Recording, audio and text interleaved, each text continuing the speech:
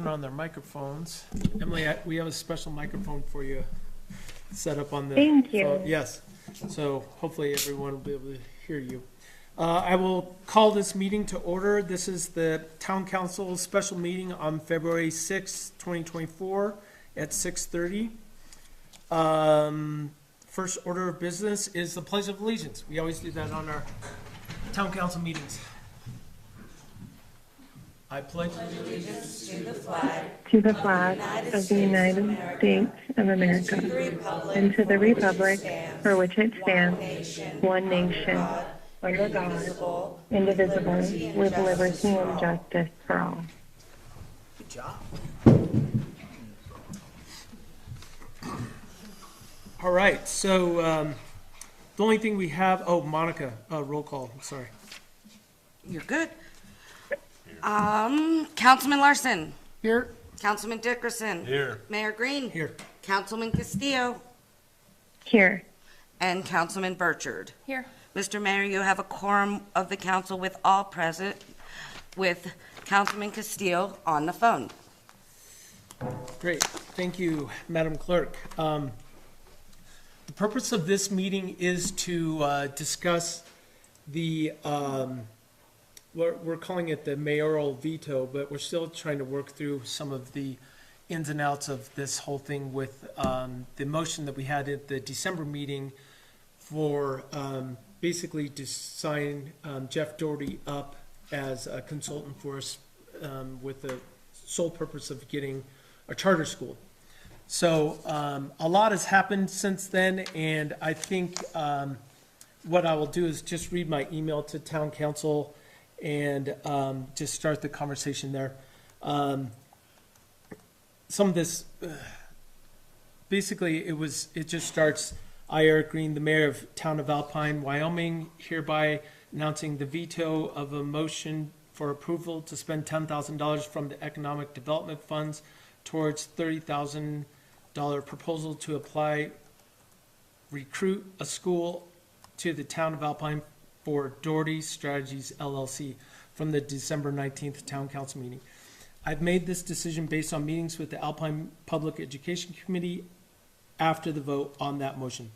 On January 15th, the Public Education Committee met with Senator Dockstader, Janine Bay Teskey, current member of the Wyoming Charter School Authorizing Board, Dave Jenkins of Lincoln County School Board. At that meeting, it was decided that the committee would focus on getting the Lincoln County School District number 2 to change Etna Elementary to K through 6 and push to get a new middle school somewhere between Etna and Alpine in the future. That way our young children would only be approximately 10 miles from home for K through 8, reducing the hours Alpine children spend commuting to school. When the population in the town of Alpine is justified, we would take steps to push for our own K through 6 school, like the rest of the school district. During that meeting, it was discussed that we may also want to research getting a charter school simultaneously. Because there is a moratorium on charter schools in the state of Wyoming until 2026, the committee decided that spending the $10,000 on a consultant specializing on getting us a charter school would be a waste of town of Alpine funds. When the committee decides it is time to hire a consultant for a specific task, they will present that opportunity to the town council. Until then, the Public Education Committee is committed to finding the best solutions for education for the children of Alpine. That's essentially the end of the meeting. So here in attendance, we have 3 members and plus Emily on the phone of the Education Committee. And we have Dave Jenkins here, Lincoln County School Board member.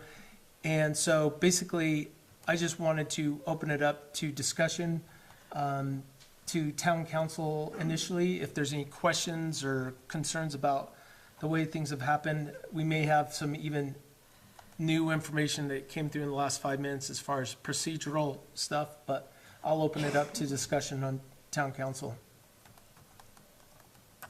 Is that good?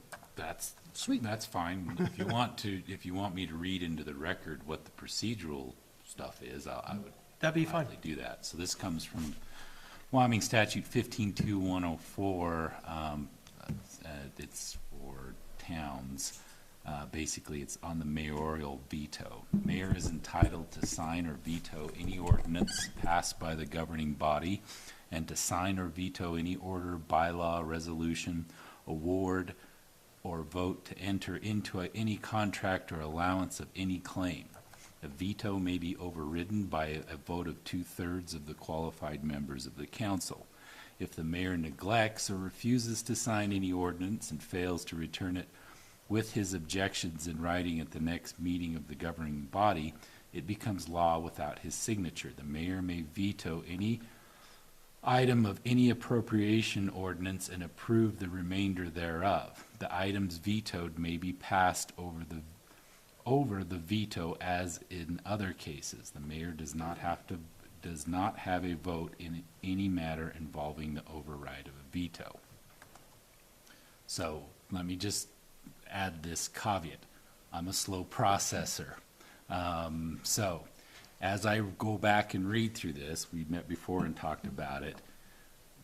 The language here is talking about ordinances. It's not talking about resolutions like the one that was made. So if this was an ordinance passed, it says that you would have to do it by the next meeting. But this wasn't an ordinance, this was a resolution. It doesn't So- specifically say resolution. It does not, well, in the beginning, it says the mayor is entitled to sign or veto any ordinances, and to sign or veto any order, bylaw, resolution. But the follow-up talks about ordinances. It doesn't talk about resolutions, and this was a resolution. So I don't think there's any law pertaining to the resolution being required to be brought up for veto in the next meeting. Okay?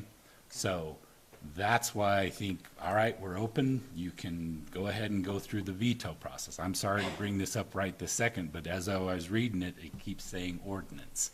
And my interpretation is plain language of the statute says ordinance. It does not talk about vetoing the resolution at the next meeting.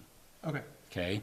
So we can still keep this on the table as it was noticed up as the veto. veto. Mhm. Okay, so procedurally, if someone wants to make a motion to override, they would do that now. We'd have discussion. Or we could also make a motion to change the previous. Amend, yes. Amend the Mhm. previous motion, correct? That's correct as And- well. Okay, Yeah. that sounds good. I think that Okay. brings us up to All date. right. Does anyone have, from town council initially, have any comments or questions regarding what's happened or what's going on? That was my biggest question, is where it didn't mention the others. Yeah, it flat out says ordinance Ordinances. and doesn't refer back to resolutions. Okay. Or anything like that. And I didn't catch that when we were sitting there reading it. Sure. But I caught it when I read it out loud. Okay. So, If there's no comments up here, I would like to get on the record the email that Councilman Castillo, the chairman of the Education Committee, wrote to the town council and other people. And Ms. Shackelford, would you mind reading it? Yeah, I'm the chair. Oh, you're the chair. Oh, congratulations. Oh, Volunteered as thank you. She is the chair. Okay. I appreciate it. Thank you. Okay, so you just want me to read the whole If you don't email? mind, yeah. Okay, sure. Good afternoon, Mayor Green, Alpine Town Council, Mr. Funk, and Mr. Jenkins. In the joint interest of transparency, the Alpine Public Education Committee wanted to update the council and our generous donors on our progress thus far. The committee hosted a Zoom call with Jeff Doherty on Monday, the 29th of January, in order to discuss his areas of expertise and the potential of enlisting his help in expanding Etna Elementary into K through 6. He indicated that he may be able to amend his proposal to prioritize working with the school board superintendent as well as state players, and then have a secondary focus of exploring the charter school option. He requested time to think over the shift in focus and to see if this project was one that he could assist in, as it was more of a local issue and less legislative. The committee would appreciate the council giving us time and freedom to source a consultant that could jump in with 2 feet locally as well and work on the due process side of things. We also met with Janine Bayteski, who is a 20-year Teton School Board member and a governor-appointed board member on the State Charter School Authorization Board, as well as Senator Dockstetter in the week previous, and realized that the charter school is not viable in the foreseeable future due to the multiple hurdles. These include the lack of a facility, the current state moratorium on charter schools, and lack of a charter board to run the day-to-day intricacies of a school. At this time, there is not enough private financial backing for long-term sustainability, and the state process to acquire a charter school is not a simple one. We will continue to study charter schools in Wyoming and keep it as an option, but we believe working with our current school district is truly the most timely and sustainable option to give families the highest work-life balance of dynamic and provide equal education opportunities to all students in the Lower Valley. Mr. Doherty also mentioned that members of the council had opened discussions with him beginning in October. At the close of our meeting, he stated that during these conversations, he had received conflicting information regarding the true end goal and encouraged us to meet with the town council to discuss getting on the same page. It is our understanding that we were created to take the lead on this initiative, to donate our time to perform necessary research and due diligence, and to ultimately decide the best way for Alpine to move forward. There is a possibility for Jeff to work on a facilities business plan, which could potentially be submitted to the state before the 4/30 deadline, April 30th deadline, to expedite the Aetna K-6 process. He additionally may be able to assist at the state level to push the Mercer study and influence building a potential new middle school near or in Alpine. Mrs. Bayteski provided the current Wyoming list of schools that have the biggest need for capital infusion from the state. Currently, Afton Elementary is number 6, Etna Elementary is number 7, and Star Valley Middle School is number 13. The committee feels that this could significantly aid us in pressuring the district. If successful, this push would allow Alpine students and families to have 7 years of schooling within 10 minutes of home, and then an additional 2 years once the middle school is slated. Once we confirm a unified vision with the council, we're happy to talk again with Mr. Doherty to see if this is truly within his wheelhouse. Thank you for your time. We wanted all parties in this consulting resolution to have the full picture of what our committee has dedicated themselves to and to our current progress. Many, many hours and meetings are happening to find a solid solution and make the best use of donor and taxpayer funds. Respectfully, the Alpine Education Committee. Yeah. Do you have anything else to add? I also would like to add that Shay and I have a meeting scheduled Thursday morning at 10 with our local school district, Erickson and Company. He didn't say who else. So we're continuing to pursue all options. I think the most influential voice, aside from Senator Dockstetter, is Mrs. Bayteski, who is a very intelligent woman, knows the system well, and sits on the authorization board. And our takeaway from meeting with her was that a charter is a long-term dream and something that wouldn't happen immediately whether we hire a lobbyist in Cheyenne for this session or not. So that's all I wanted to add. Does anyone have any questions for the chairman of the Education Committee? Thanks, Kelly. Okay, thanks. Since we have you here, Dave, do you mind? Mr. Jenkins, come up and maybe give us your 2 cents on the whole process, or would you rather not say anything? I'm thinking about that for a minute. Okay. We'll let you mull it over. Why don't you guys talk about it amongst yourselves, and then I'll think about Sounds what good. I can add. Does anyone have any comments from this side of the table? was gonna say, Go ahead. I'll go first. Okay, you. Okay. So we as everybody, the town, has been on the path. When I first moved here, Richard Jenkins, all kinds of battle stories when they tried for Etna Elementary back in 2000, then it went to a lawsuit. So I've heard countless, we need a school, we need a school, we need a school. One of the mantras that I try to follow is a saying. It says, we enjoy life through the help and society of others. That means it takes a village, essentially. And so when I heard we're getting the committee together, and then when I heard that Doherty Strategies was on board, I was like, sweet, this is great. We have boots on the ground, so to speak, because that's what's needed for right here. And then we have someone in Cheyenne, because Cheyenne is also what is very much needed. We need somebody in there. That's one overwhelming thing that people have told me that have dealt with this in the past. In 2018, we put the North Lincoln County School Committee together. And since then, I've spoke with Maida, and I've spoke with Tina Farino, who's since moved away, and said, hey, this is what we got going on. And both of them were psyched. This is not, to me, it's not an or, it's an and. It's two people, two groups working together for the same purpose. Now, Jeff is in there, he's looking for the low-hanging fruit. The low-hanging fruit right now is possibly a charter school. The charter school does not say it's going to be this, it's going to be that, or it's going to be another. It's just that's the low-hanging fruit. He's keeping all options open. And that's what I, as a council, want to hear, all options.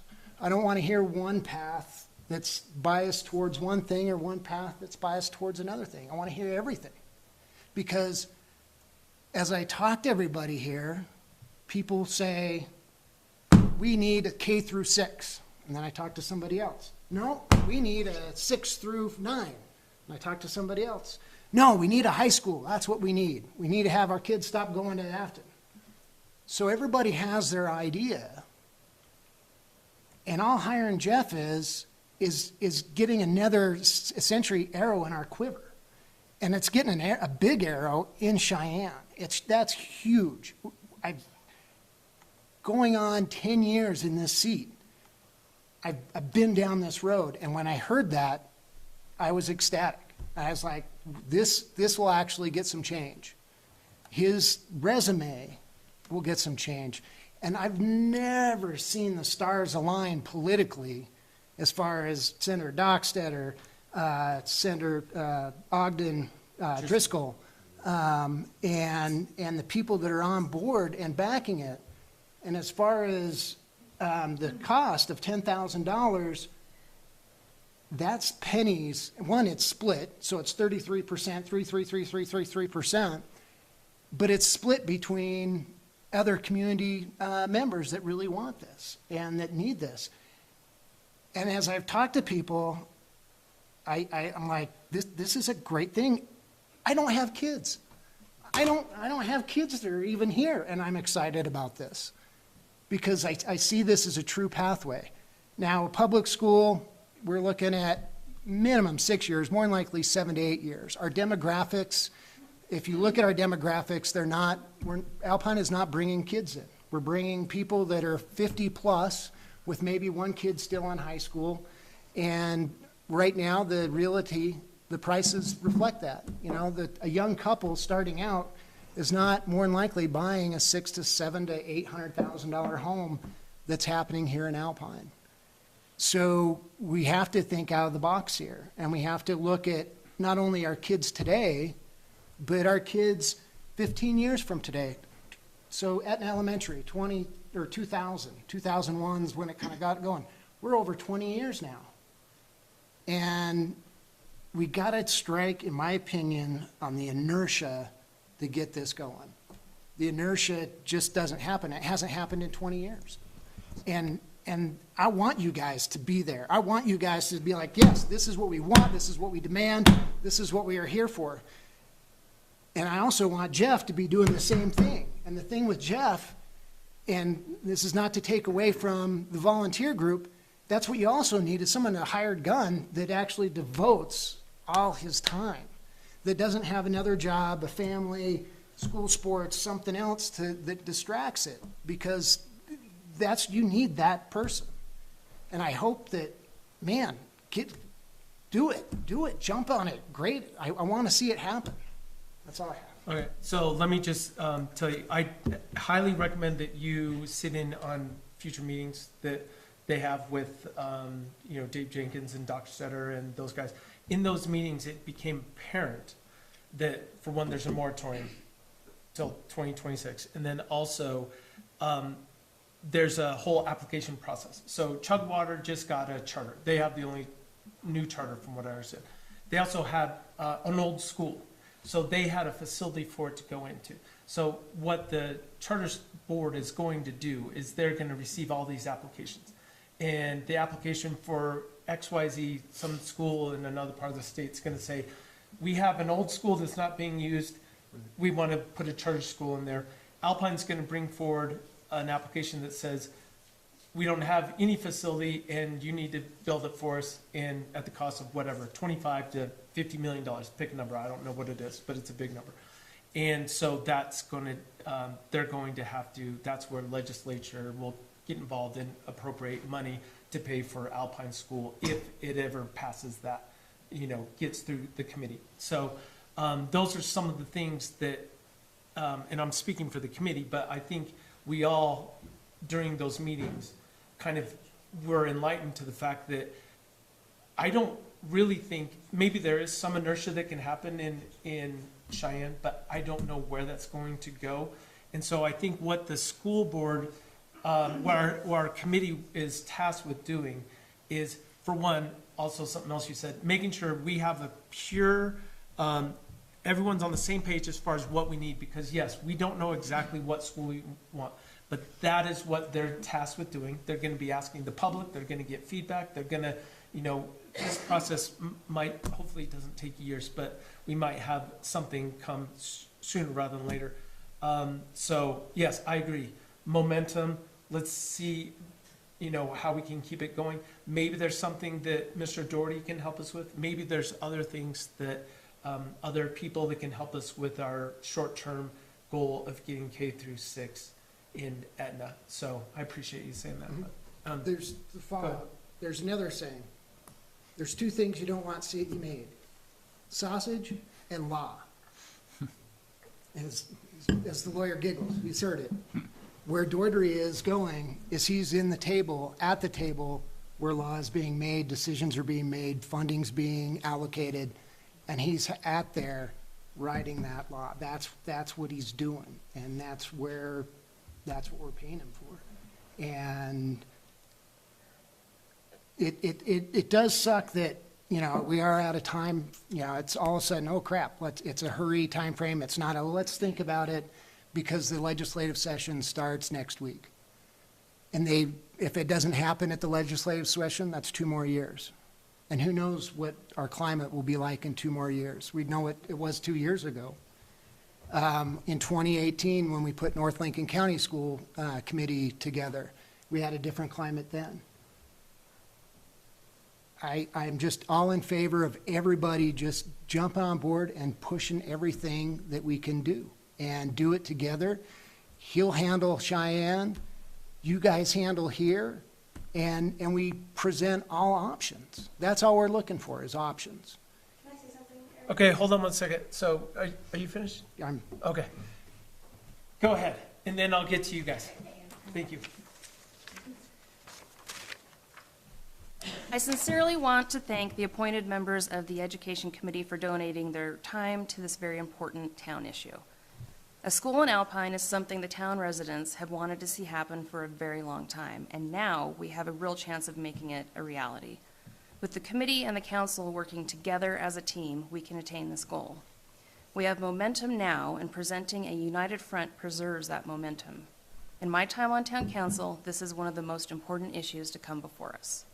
I agree with the opinion provided by the committee that we should work on a local level towards the current initiative of converting Thane and Etna elementary schools to K through 6 and work towards a second middle school in the Mid-Valley location. However, I feel a better option is to support a two-pronged approach of working locally and on the state level towards getting a charter school. This can't happen without the generosity and buy-in of the entire community, including our neighbors at the air park, who have already pledged a donation from the community fund they established towards this initiative. For these reasons, I support signing the contract with Doherty Strategies, and I want to see us pursue collaboration with the school district as well. It's my understanding that members of the legislature are planning to work to get the moratorium overturned. They want to see charter schools in the state, and they are going to work towards it. I think having somebody in Cheyenne, like Jeremy said, working on this initiative as their full-time job is a great thing for us. And at the same time, he can work towards getting the public school changes that we want. It's both things that we want to work towards, and we hope that we can all work together on it. Frank, do you have anything to add? Please come up closer to the mic because they won't be able to hear you. Yeah, if you right. sit like that. I'm just gonna say I agree with both of these guys here, and we should have a two-pronged approach, so. The other concern I have is that if we wait 2 years till the moratorium 2026, when it could, be over, then we're starting then. If we start now, then we'll be 2 years ahead of the game when that happens, but hopefully it will happen sooner. Just to clarify, the contract is for 3 months Correct. of work. It And is- it's not his full-time job. It's one of his, he's a consultant for, Right, but he's not working, But he will be in Cheyenne every day on the floor, knowing what's going on and Agreed. keeping our initiatives in his mind. I'll open it up to anyone that would like to make comments, but if you don't mind. You have to say it into the microphone, yeah. Heather Goodrich, hello. So I'm just curious if anyone here has any experience with charter schools. Okay, so I've actually opened a charter school. I have a ton of experience in that realm, literally starting from nothing to the opening of the school. I've been a teacher for 26 years. The first thing I want to say is you keep saying public school, charter school. Charter schools are public schools. They just are responsible for running their own building, their own, running the actual physical building as well as other things. So that was the best job I ever had in my life. Favorite school I ever worked for. So I am not against charter schools. I just understand the difficulty at how challenging they are. And I also understand what makes them successful, and it's having a clear objective and understanding why you're opening a charter school as opposed to pushing for a traditional public school. It takes a really long time to open a charter school, especially if you don't have a facility. If we got approved for a charter school in 6 months, we're not going to be opening it for a few years. It's not something that happens like that. I want to tell you what my experience was, why our charter school closed, is because we ran out of money, and it was heartbreaking. I wanted to teach there the rest of my life. But we were constantly scrambling for funds, and we eventually ran out of money and we had to close. It took so much effort on the part of parents and the community to open that school and to keep it running and to continually looking for funds. So I just want a little bit of a reality check that it's not like you're like, oh, we're just gonna open a charter school and then it opens. It's really hard. They can be amazing. But it is a very difficult endeavor. And I'm happy to answer questions if you have questions at some point about like what the process was like for me. I think those were the biggest things I want to say. Also, we left our meeting with Doherty feeling like it could be a great partnership. We felt like he had a lot to offer the team. We want to get clear in our objectives for him and sort of what your objectives for the committee was before we would sign a contract. We feel like his skills might be well put to use to help us get the K-6 thing going. And the reason we're pushing for that is because it would probably be the quickest way to get it so that kids aren't spending hours and hours and hours on a bus. And then look at doing a middle school option, which would be another great option, as also looking into the charter school. My biggest question is, where is this going to happen? What's the facility, right? Like, that's the biggest, for me, the biggest stumbling block. That and hiring, like finding teachers that are going to teach and, you know, where you can, so those are the two biggest things that I look at. Anyway, yeah. I think Facility that's all I is have to the say. biggest problem. We have the land set aside, but we Right. don't have the facility. Right, So I right. think that might be a stumbling block, as I mentioned before. But, Staffing's huge. Yeah. I mean, you gotta be able to recruit, you know, like you can't just you can't just advertise and expect teachers to come. You can't. You're gonna be competing with Teton County that pays a lot more than Lincoln County does. That's why I go up there. That's why Jordan goes up there. We make a lot more. So like, those are two massive hurdles that you have to think about. Who is doing that? Who's in charge of that, you know? The only other thing I want to say, because I have a love-hate relationship with charter schools, because I've really seen them misused, and I've seen them as a tool to take, to push your own personal agenda and your own belief system, and to take money away from the local school district, because those funds come from somewhere, right? I would ask yourself, why now? Why is Wyoming now pushing for charter schools? Why are people super excited about it? Maybe just think about that and look into that question. And is the goal and mission of the charter school really going to align with what the community of Alpine wants? thanks, Heather. Yeah. Any other comments? Yeah. Yep. Heather, are you still up at the mic? She can be, She's coming back. yeah. Okay. Okay, thank you. So I had a question. As you are very familiar with this process, what if we were, let's say, to move forward with a two-prong approach, which I feel actually we delineated very clearly in our email, that we were unbiased when it came to the best option for Alpine, so we would continue to explore both routes. But let's say we were able to put more pressure on the school district level, which I know would be positive for a lot of residents looking at our property tax bills. We're already all paying a huge amount every year into a school district. So to be able to amend a current system, if possible, is obviously something that we want to look at. But as far as the teacher supply, as far as utilizing existing infrastructure, you talked a little bit about what it would take for a charter school, but would you mind just giving us the Cliff Notes version of what it would look like? Are there resources that you believe are already on hand if a school district was able to be amended for our purposes? Well, I mean, it really depends. It goes back to what your goals for the charter school are. So usually people open charter schools because they have a very clear objective in mind. The charter school I worked for was to serve older recent immigrants. So kids who were coming from the ages of 15 and 20 that didn't speak any English, and our goals were to teach them English and help them graduate from high school.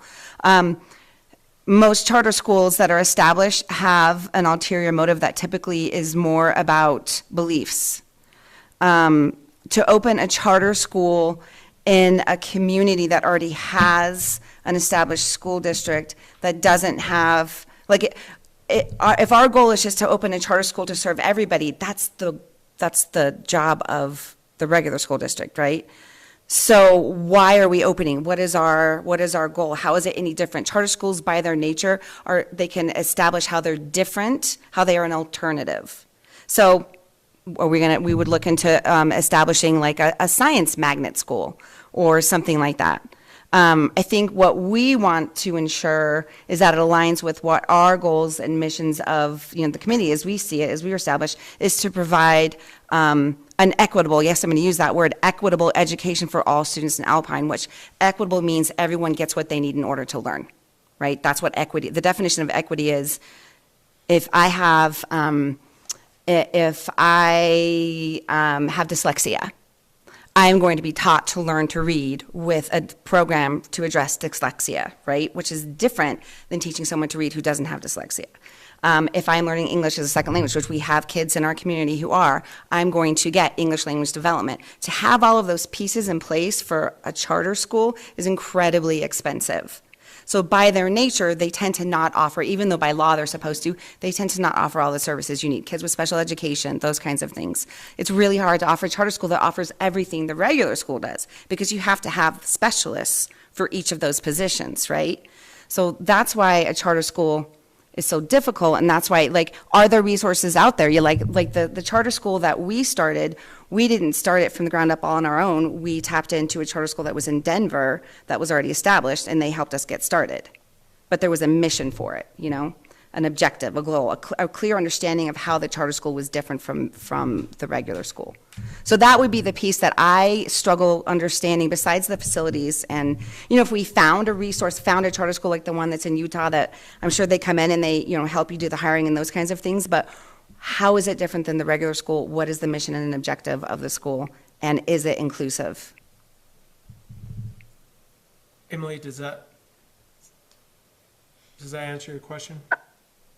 In some respects, yes. I just know that in conversations within the committee, especially when we were meeting with Ms. Bayteski, we talked about, for example, if we were able to look at our existing school district and think about something such as K through 6, there are teachers that are already established. There are teachers that already have specialties that would be able to move around and hopefully more easily fill our teacher voids, as opposed to when you look at starting a charter school. Of course, you have to consider everything is from scratch. You're building everything from the ground up, Right. Which obviously has positives. None of us have anything against charter schools. I'm still in the learning process of all of our options, but I more wanted to look at, would it be easier time-wise or more timely to, if we continue to look at K through 6, would we have a bigger pool of teachers that we could pull from immediately? Would we have more resources that were already in place, as opposed to having to start from the ground up as we would with a charter school? Yeah, I the question I keep coming back to is if the state is potentially considering helping us with building a facility, then why wouldn't they just help us build a facility? You know, like if the money's, that's the part that I don't understand. Like, right.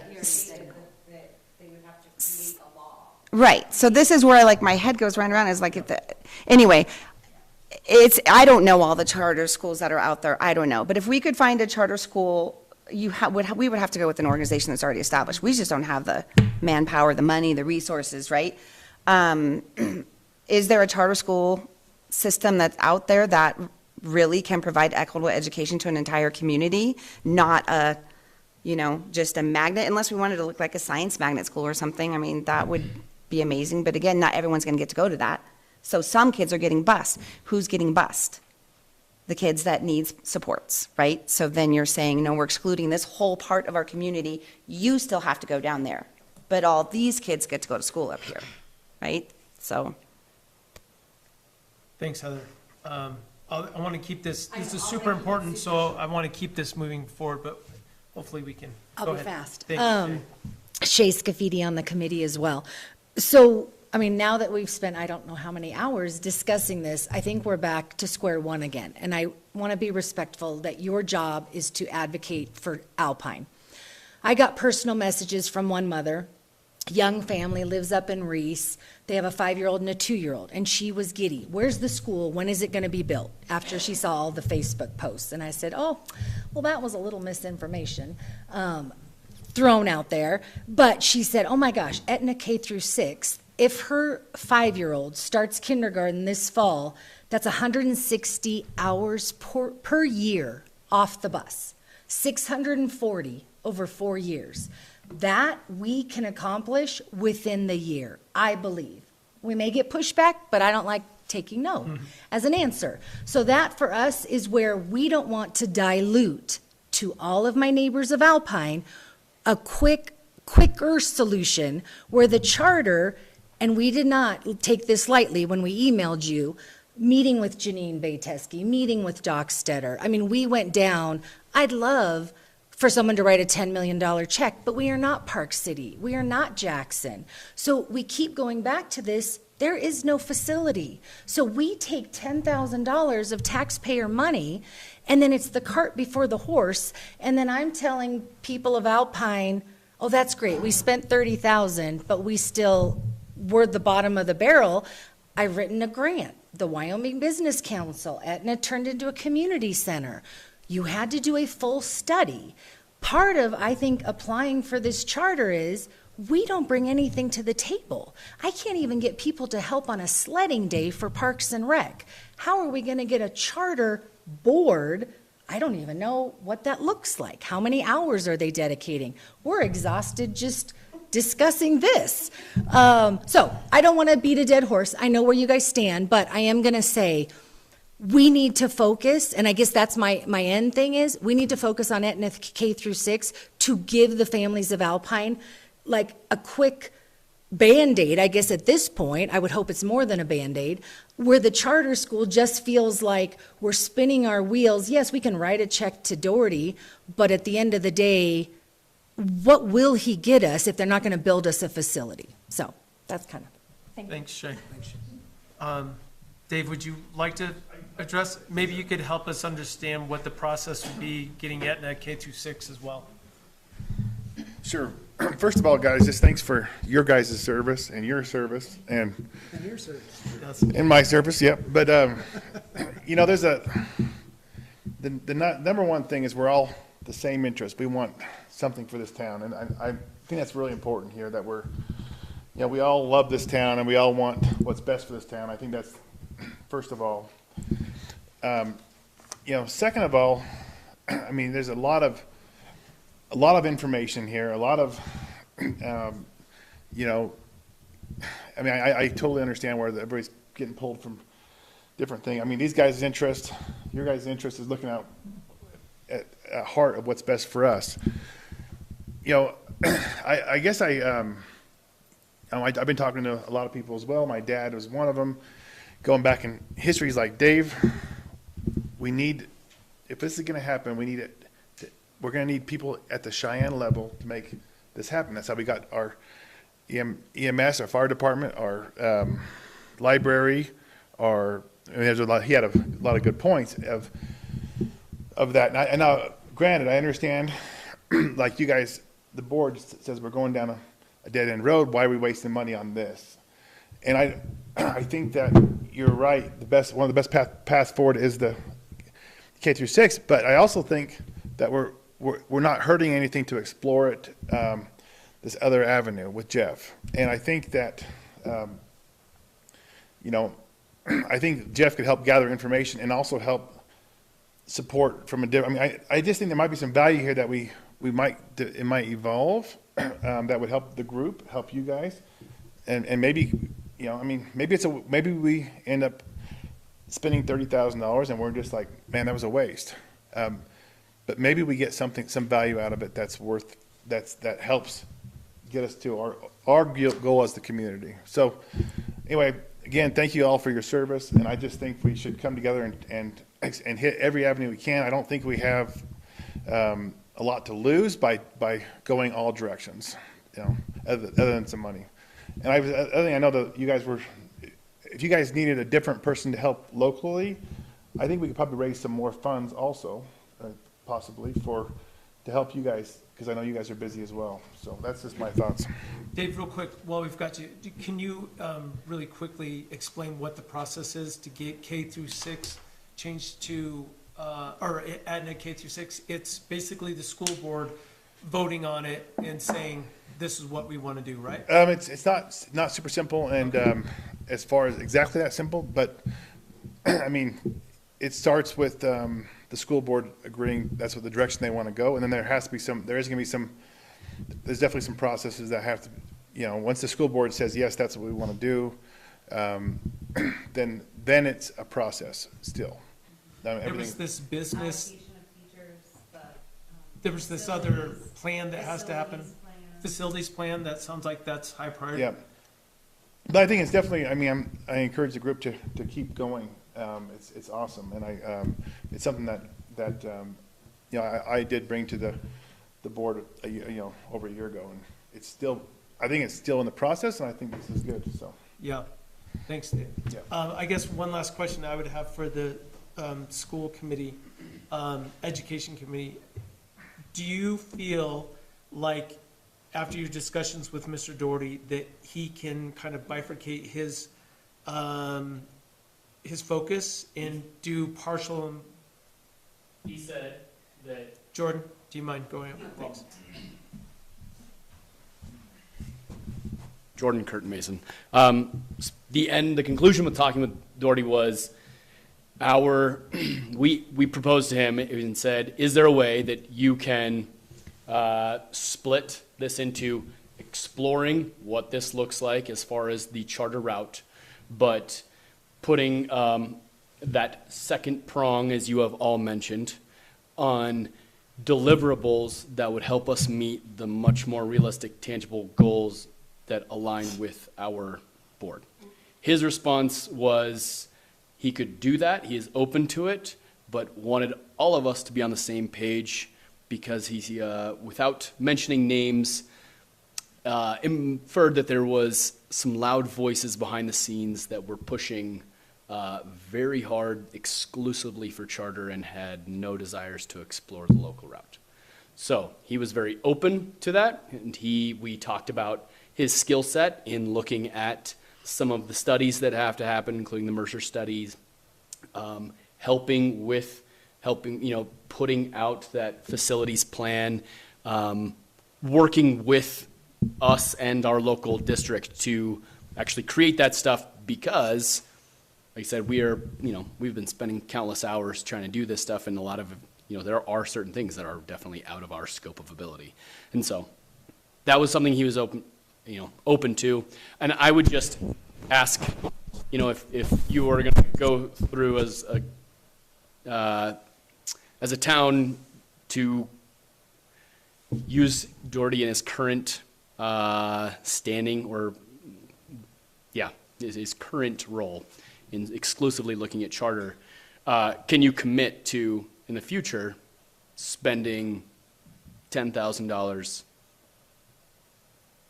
to help push for our school district making the changes here? Good question. I actually want to answer, there's something Please. important that you left out, sorry. Just a little nuanced. So Doherty actually said he wasn't sure about the local, if he could provide any help local. He thought he could, he said. But he said he would want to think about it a little bit more and explore it before he would commit to it. And he said he wasn't willing to do any more exploration or thinking or work until we got on the same page. He basically said to us, I'm not sure I want to work with y'all at this point until you are aligned with the town council and you have the same objective and you're clear and you're communicating well.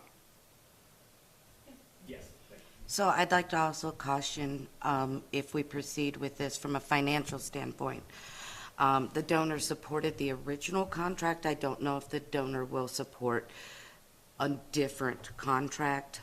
I also have another donor who said, let us know, and I think they're going to donate the rest. But their goal is also a school in Alpine. So that's just consideration. So we only have our 10,000 that town council is committed to whatever we decide to do moving forward. The other 10,000 was based on that original motion. 20,000. So, no, it was a $10,000 commitment with the commitment to get another 10, Okay. but we don't have another 10. So, to be clear, so from a money perspective, I just want everybody to be clear that it was a $30,000 proposal from him, and at this moment, we can only be confident on 10. So, that's just my financial wizardry. At this point. Thank you, Monica. Yeah. Do you have something to add, Councilman Castillo? So, thank you, Mr. Mayor. Since we are talking about financials, I think it is important to note that the committee is interested in the part of the resolution that says $10,000 is committed to Doherty Strategies. We would need to, depending on how we'd like to move forward, and this really depends on Mr. Doherty's expertise, and if he is willing to take on a little bit of an amended project with our incentives. If he is willing to look back at his proposal, if you read it completely, you would see that, yes, there is a 90-day timeline. However, expenses are estimated to start at $30,000, Since we have not worked with Mr. Doherty on any contractual agreement up to this point, I think the council needs to be aware that there will be other expenses accrued. Usually, speaking with some people who are very involved in consulting and have a lot of experience with that, you can plan at times to increase your initial budget by 25 to 50%. Sometimes your consulting budget can double, and that would just depend on how many times he has to go to Cheyenne, how many times he's taking a legislator out to lunch. We talked about possibilities. He is very conscious that we will be looking at the money because thanks to our donors, this might be the only donor money that we receive, at least for a significant amount of time.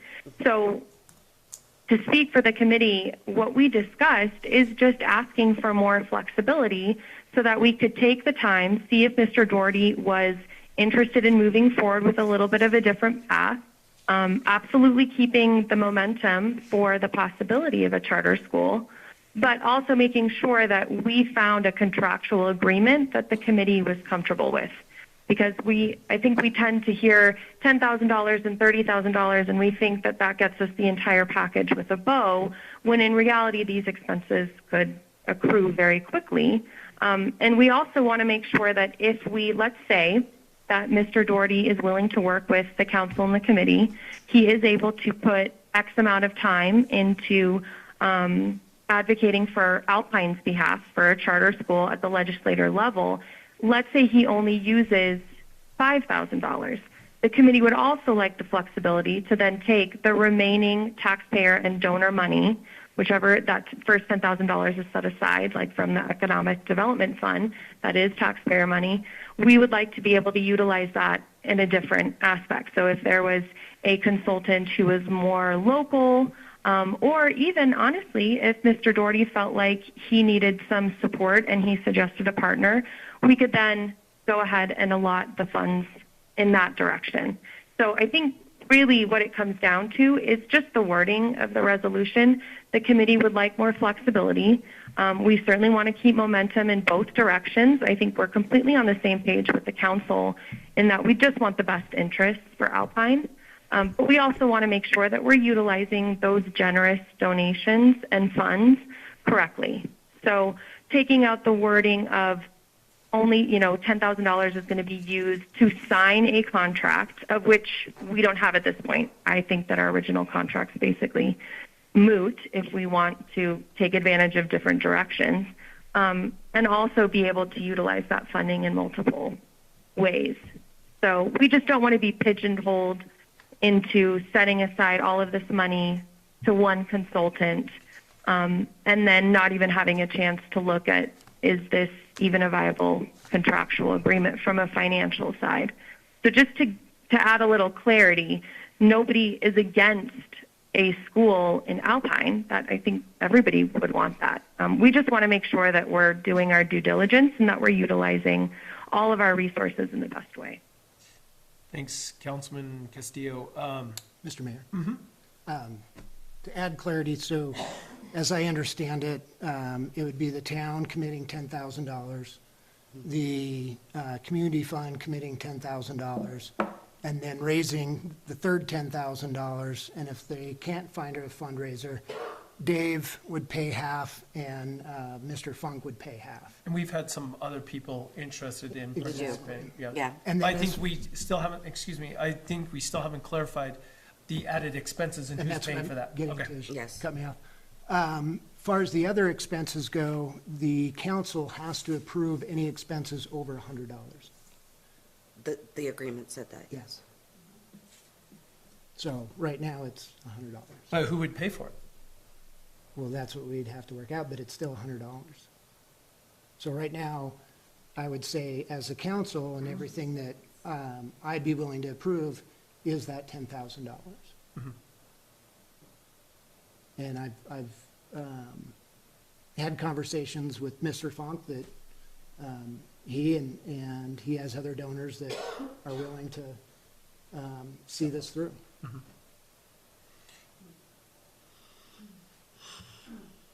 At this point, I don't know really what to do. It sounds like even Mr. Doherty is encouraging us to get on the same page with the committee. I know time is of the essence. I don't know. I don't know. Does anyone have any recommendations on how we should proceed? So I'd say that, again, we're all in agreement.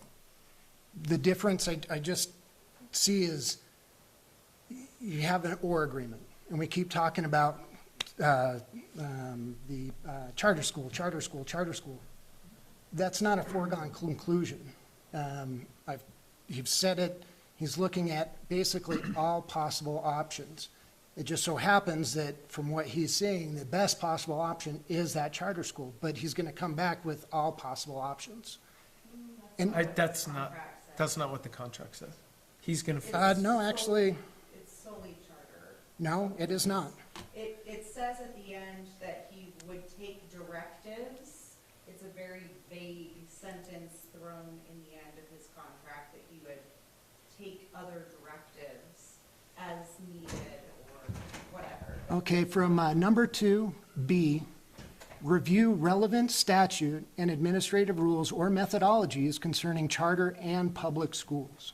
They are the same thing. Charter schools are public schools. Okay, but he differentiates the two here, so, okay, but he's also told me that if the public school option is coming our way, then we'll go that route. The traditional public school. Traditional public school, yes. So again, it's coming back to an or. I see this as an and. I see this as you guys, putting pressure on the K through 6. I see this because of the process to go through the school district. It needs 4 out of the 8 or 4 out of the 7, Dave. So it needs 4 out of 7 votes just to get that started. So I see you guys putting that pressure on those board members. And in the meantime, I see him doing his thing up in Cheyenne to get it this way. I don't see this as a or deal. I see this and. I see this, all of us working together.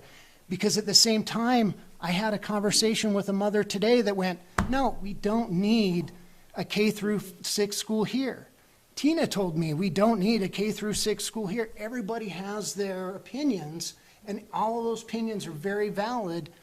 I want us to have all our options. When it comes to this council, I want to know what are the options, what are the pros and cons, so we can make our best decision. And by hiring Jeff, that's just another option that I can see. And I don't see it taking away from what you guys are doing. In fact, I see it just playing another card for our weight within the valley. Again, we have the political clout. We've gone the community route in the past, and we still need that community route. We've never gone the political route, and I see that as definitely a must-have for this project. Okay, we need to keep this moving forward because we've got another meeting directly after this one. I mean, I think what we should probably do is, I don't think, personally, if we specify, get a new contract that says exactly that, then I will sign the new contract and we will be moving forward. This is exactly, That he's gonna be focused on 2 different things. well, I'd say he's not. They're focused on their thing, he's No, focused on his thing. You just said, we want him to focus on 2 different things. Well, he's focused on the possibility of bringing, from his contract, That's what I'm saying. I want a new contract. I'll sign it if we get a new contract that says he will go to Cheyenne, he lives in Cheyenne, he will be in Cheyenne, help with the legislature, but also work locally with the school district. He knows the superintendent, he knows the people. He will be able to help here locally. And so some of those funds will go towards that. But to have him exclusively looking at charter schools, that's where I have a problem. I would rather him be able to focus on both things. Because to be honest, it's a huge uphill battle for the committee, and it's gonna take a lot of additional interaction from and help from the community as well. It's not gonna be, the committee cannot make it happen. Dave Jenkins cannot make it happen. It's gonna be a huge uphill battle. So I think, do you agree, committee, with that? Yes, I would encourage, like Janine Bayteski has clearly any of you, all of you, us again. She's a wealth of knowledge when it comes to school in general, but being on the authorization board, I think maybe she could, it's not as simple as the moratorium's lifted, Jeff sprinkles his magic dust, and Alpine gets a charter school. Like, And I, that's just to not- let you know, I don't believe that in the Yeah. least. I mean, This is a huge process. we could be at the very bottom of the charter list because of all of the other, and again, none of us are opposed to exploring a charter option, in the slightest. We shouldn't throw all of our money at that, because that feels very unfair when, you know, like, we need support in these other areas as well that are going to So, potentially so, solve major Okay, hold on a second. I just want to keep everything in proper order here. So just to put a bow on it, I think we could get him to, I don't know what the percentage is, 75%, 25 or something, but I think we could get him. I know he could work with us. Yes, so I think what we should do is just renegotiate the contract and make sure it's what we are talking about, what the committee's talking about. It sounds like we're on the same page now. Yes, Just amend the definition to clarify yeah. what public means, because I think in the way he reads it, I think he meant it as a school district, school versus. Yeah, so I think we just need to look at the contract one more time with Jeff, and you guys can help get that dialed in, and then send it back to me and I'll sign it. I do think we have to figure out the expenditures though. That could potentially be a lot of money. Okay, but that'll be part of the negotiation. We just need to But make who's sure. paying for it, though? It's not gonna be the town according to this, so we're stopping at $10,000. So anything above $100 has to be approved through us, but somebody else is paying for it. It sounds like we have plenty of donors stepping up to the plate. I think we can get more money, just, you guys come up and say, hey guys, look, we need $20,000 more, let's go find it. That's what I'm saying. Okay. Councilman Larson, are you happy with that? Does that, Yes and no. So, yes, I agree, and I believe he can do that. However, unfortunately, the whole problem with this is time is of the essence. They go into session next week. So I would say we approve the motion and then make sure it's done by the end of this week. So it's the contract's in, it's signed, it's done, and he can go into Cheyenne fully focused for what we want. it sounds like we can make a quick amendment to the contract and we can have it back in short order. If that's satisfactory, then that's what I would say. I would guess. I mean, it sounds good to me. I don't want to put words in his mouth, but I just Well, that's the want to thing, get this going. it sounds like there might even be a question whether he feels like he can even work for us at this point. So we need to go back to him, see if he finds that satisfactory, and if he wants to work with this, and then if we renegotiate the contract to the terms that we're talking about, where he focuses partial efforts on Lincoln County School District, then it gets sent back, I sign it, and we can cut him a check. Yeah, I don't. What's the So- matter? so- Tell us exactly well, what because- matters. So, I want that, that sounds good, but we had this started in December. Or October is. No, this came to us in December. Okay, well, he told us he started working on this in October. That was where we were He confused. said he was first approached in August and started work in October. Maybe through Dave and Funk, I don't know, but it didn't come to this council until our December meeting. December. And Before we were created. before you guys were created. And so when it came to here, that's when I got psyched. I went, sweet, we have somebody to just go at it, do it, let's get this done. Okay, understand. Now But we're tell me what you have an issue with, what renegotiating the contract to have him, I want him to get going. I want him, we can get him going. I don't know if we can. I mean, I want the contract that we originally had him going for Cheyenne to be able to start on the ground next week with session. I want it all clear. I wanted him to, there's no question, there's no this, there's no that. I've talked with him. I know he's easy to work with. I know he talked with you guys and he was like, yeah, I can kind of do this.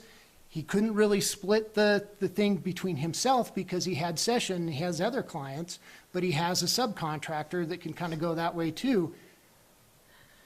But to get it going, to it just feels like we're kicking it down the road again.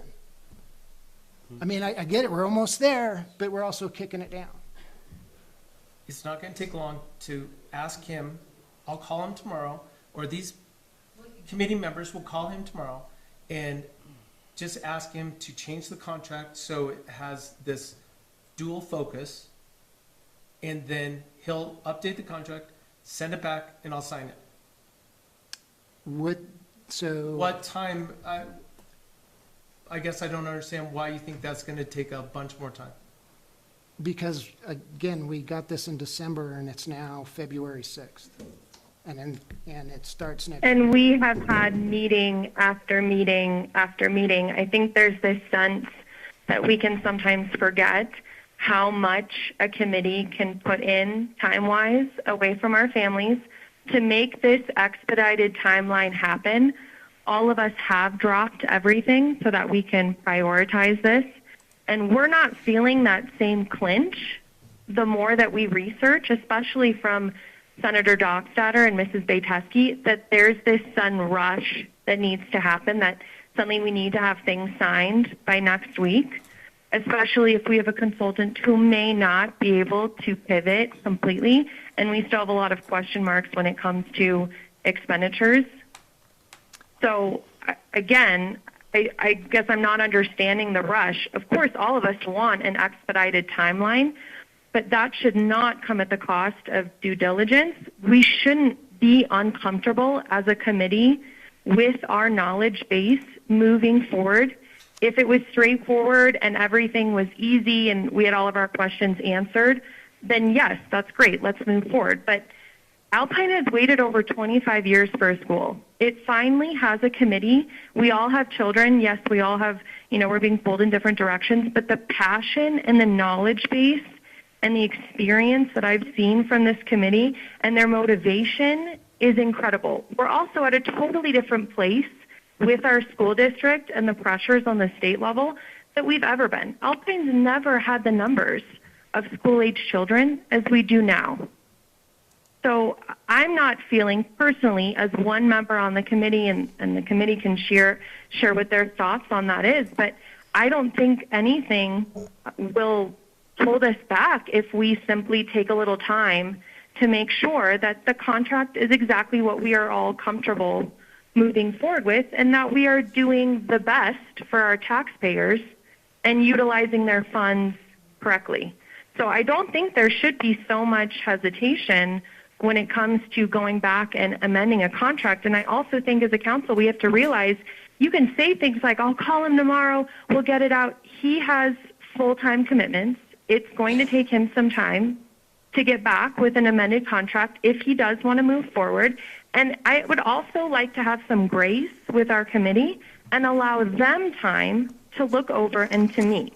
We've dropped everything to try to make sure that we are aligned with the council, that we've done our due diligence, that we've called everybody that everybody has asked of us that they think would be a good knowledge, have good experience for us to draw from. And we've asked a lot of questions. So I also don't want to put pressure on our committee to suddenly say, you know what, drop everything all over again, all the meetings, all the experience, everything you've written down and tried to communicate to the council. Okay, we take that into account, but we still want to move this direction. I also don't want anyone to feel in our community that we as a committee, not speaking for the council, but we as a committee are biased in any way. So I do want to make it clear. On the committee, we are unbiased.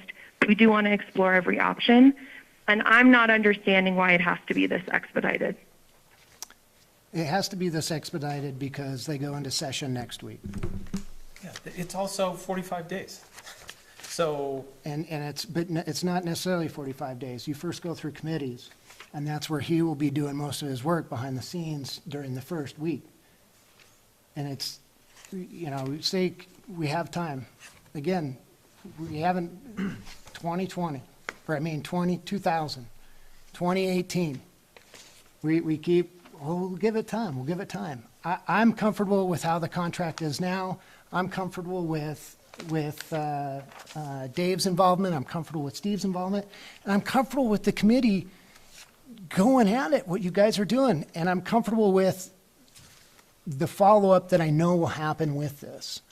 I know this will be a good thing all around. But not comfortable enough to hear our collective voice in asking for us to utilize Jeff in that two-pronged fashion of looking into the charter and helping us with some deliverables locally. I'm comfortable with what he's tasked to do in Cheyenne, and I'm comfortable that after Cheyenne, that he'll look at what we need him for boots on the ground, for our local K through 6, for getting the buildings going, the Mercer report, and if we're able to get the board first to just initially even vote to have a K through 6. But that pressure can come from knowledge and work that is done locally. Mm-hmm. That would be helpful to have someone with that outside skill set to help make the case to sell more board members on that vote. I agree. But right now, I'm comfortable with going forward with it, with as his contract is, and getting the job. So I'll clarify. I'm not comfortable signing that, so that's where it stands right now. I'm not going to sign the contract in its current form. If they want to negotiate, we can talk to him, see if he's willing to, split his focus, then that's the contract I'll sign. What do you expect from him in this next 45 days? What are you expecting Jeff Doherty to bring back? If the contract is signed as it is, and he does his thing in Cheyenne, what are you expecting him to come back to this council with at the end of 45 days? At the end of 45 days, I'm expecting him to come back with a pathway for, more than likely, it'll be a charter school because that's the easiest pathway, but any pathway for any school. And the pathway of getting other politicians on board with funding that and pushing it for Alpine. I just know in the past that we're nothing without Cheyenne. But what does that charter school look like? What are we pushing for? That's to be determined. I mean, it could be a CTR, or was it CRT, career training, something. But it just feels like any school, because we want that on the books, so people can say Alpine has a school for their own motives, not a school that's actually the school that we want to serve our community necessarily. But that's the thing is, there's a school, and that's what I've been saying, there's a school that you want, and there's a school that they want. And then there's a school that, We want a school. I've talked just, We want a school to serve all students. just like everybody is saying, I've talked to several parents, everybody has a different idea. Everybody has a different idea of what kind of school they want to see. And everybody's idea is correct. And for us, sustainability is the key. Yeah. We don't want the cart before the horse. We don't want to have a school that fails in 5 years. So what we're seeing with the school district is sustainability. It's constitutionally funded. It's going to be there. It will stand the test of time. So I guess that's why, and again, I want to also say on the record again, I would love a school in Alpine. I still have hope we will have a school in Alpine. But sustainability is the key. I mean, truly, is how I look at that. I think Yeah. that's the one thing that I go back to as well, is that I think the worst thing possible would be go through this whole process. They give us a charter, the legislature appropriates $50 million to us, and then the school fails. Yeah. Then what do we have? So, Right. and then that's, Takes it over. Right. I mean, we still have a they school, get a school school, district takes it yeah. over. yeah, maybe. I mean, then the same can be said for a public school. They're 20 teachers down and looking to move. It can happen to a public school as well. But what Jeff is doing, you say the horse before the cart, we got to get a cart. We got to get a horse. We don't even have those two. That's what he does. Go ahead, Dave, sorry. And so I think we were all pretty close to being united. I want to go back a second, to that united minute, and I just want to take a breath, okay? That's what we need right now. We need united together. And we were there. So I'm going to say, I talked to Jeff myself, and he will do that, both motions. Even though the contract reads what it says now, he will do both. And he'll do both. We could call him on the phone right now, and he'll say, yes, I committed to doing both. And, he'll say, I'll contact you in the morning, and we'll be done with this. I want to go back to being united. Us being united is critical. And, we all have the same vision here, the same goal. So, let's go back to that united moment, and let's, if you guys want, I'm just gonna say, let's call Jeff, and he'll agree to this verbally, and let's move forward. You guys wanna do that? Maybe call him? Colin? Well, really, and all we want from him, I think, on the Aetna side is a facilities plan that can be submitted before April 30th, so we have some breathing room on that. Well, we need to understand what that entails. That may be some, Yeah. Yeah, he told us that literally, one of the things he could help us with. Yeah, so Like he could do. that would be, That he thought was crucial. Yeah, he just texted me, if the council approves the contract, I will work with Jeremy to sign the contract amendments. Wait, what? They must be online watching the thing. Wave to him. okay. I think one of the important parts of having him sit in all of those meetings in Cheyenne is that he will then know what the possibilities are and which direction is the most likely, the Get best funded. path for us to go down while he's there learning about what's possible. If we don't have someone there sitting in those meetings learning about what's possible, we won't know which direction we want to go in. agreed, yeah, I think we're there. Okay. He's, I think $30,000 for 90 days' work is not bad. I think he can work with that. he's already started the work, so, yeah, he's graciously been doing, yeah. On the mic. Hey, how are you? Good, hey, just put you on the microphone so everybody can hear you. Do you mind bringing it over here, actually, Dave? Hi, Jeff, this is Eric Green. Mayor, how are you? Good. So, I assume you've been watching the YouTube channel? It took me a second to get in, but I caught everything but the first 10 minutes. Oh, okay. So the question is, I know you've already been doing a lot of work and talking to a lot of people, but are you willing to adjust the contract so it would say essentially you'll focus on two things, the charter school and also the K through 6 in Etna? I don't know, I wouldn't put a percentage either way, but just, we want a deliverable at the end of this that says, this is what you need to do for K through 6, this is what the charter school is going to take, and potentially a middle school. And Sorry, go ahead. maybe you could give us a report on all of that. I'm not saying you need to, you're going to get us a school, that's what your goal is, but you need to at least do some of the groundwork and help us understand what the process is, I guess. Thanks for that, Mayor. So it was my intention with the way it was crafted right now, the contract, I was going to try to do both for you. But if it helps to further clarify that, Mayor, I'm happy to do that. Let's do that for sure, and then I think we can make this happen tomorrow morning. I guess there's been some feedback about expenditures and how we deal with that. What do you plan on doing as far as your expenditures above and beyond? Thanks, Mayor. So that is boilerplate language that I put in all the contracts. Usually, if I have an expense, it's because it's travel. You're asking me to come up there, which is something that's over $100, so I have to get pre-approval.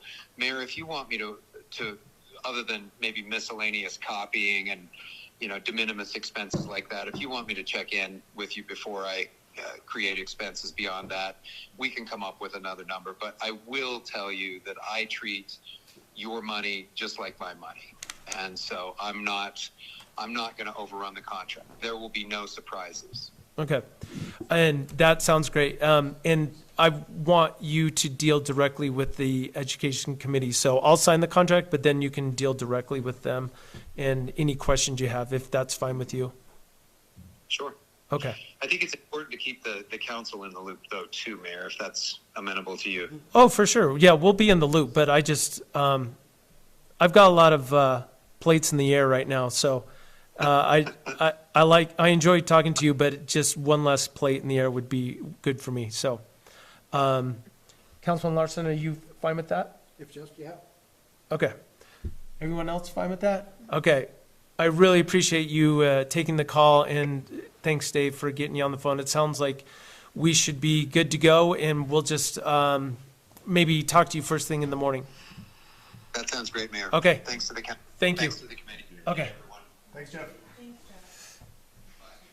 Okay, good. Now, So, I guess you vetoed the motion, so now you're talking about undoing the veto. So just to keep procedure on the way, in the Well, right direction. I vetoed it, but does that mean that I cannot sign it now? Well, There you go. so, I guess you could withdraw your veto and then call for question to amend it based on the amendment to the contract. That's how I would do it. That's fine. Okay, so you just, on the record, mayor's withdrawing his veto, you do a motion to amend it with the amendments to the contract. Okay, so I will, on the record, I, Eric Green, Mayor of Alpine, will withdraw my veto of said motion. So now we're back to the original. I would entertain a motion to amend with the stipulation that we have a new focus for Doherty Strategies. If someone could come up with a proper amendment. The king of amendments is working on it.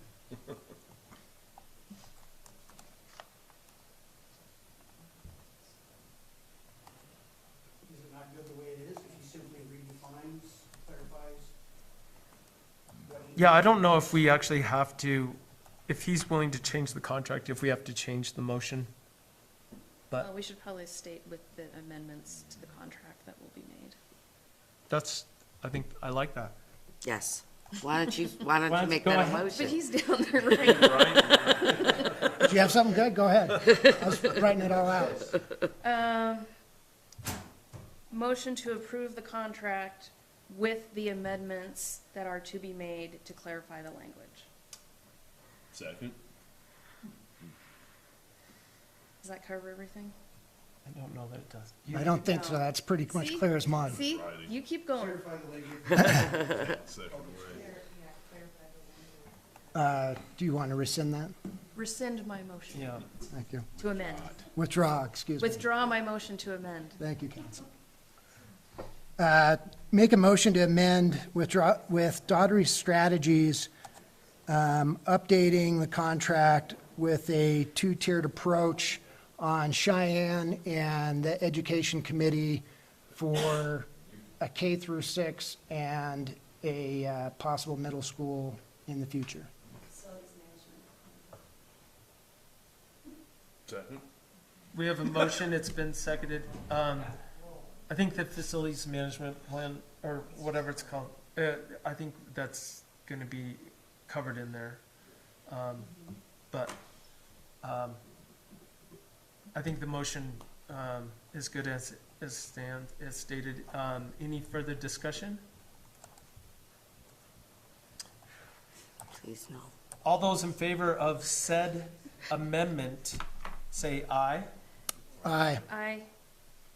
Aye. Aye. All right, it passed. Yay! Good job, Dave. I'll also, Who seconded? I think We all have our jobs. Mr. Second Just a second. seconded, yeah. I would entertain a motion to Motion to adjourn. All right. Second. We have a motion to adjourn, it's been seconded. All those in favor, say aye. Aye. Aye. All right, thank you. Thanks for coming. We'll take a quick 5-minute recess or less, and then we'll get on to the work session. Get off your mic. Emily, are you just gonna hang out for a minute? Or do you have to go? I was gonna go. Okay, we'll allow it. Thank you, Mr. Mayor. Thank you. I get to see you closer, Dan. Is there a state statute that tells the state what is required and what can't be gonna say that. No, that's local ordinances, yeah. Language of C's, do we then fall back to county? That's what I got. Well, if you don't have it in your LUDCs, I don't know how you can enforce it. Because we're not, I mean, it's not county.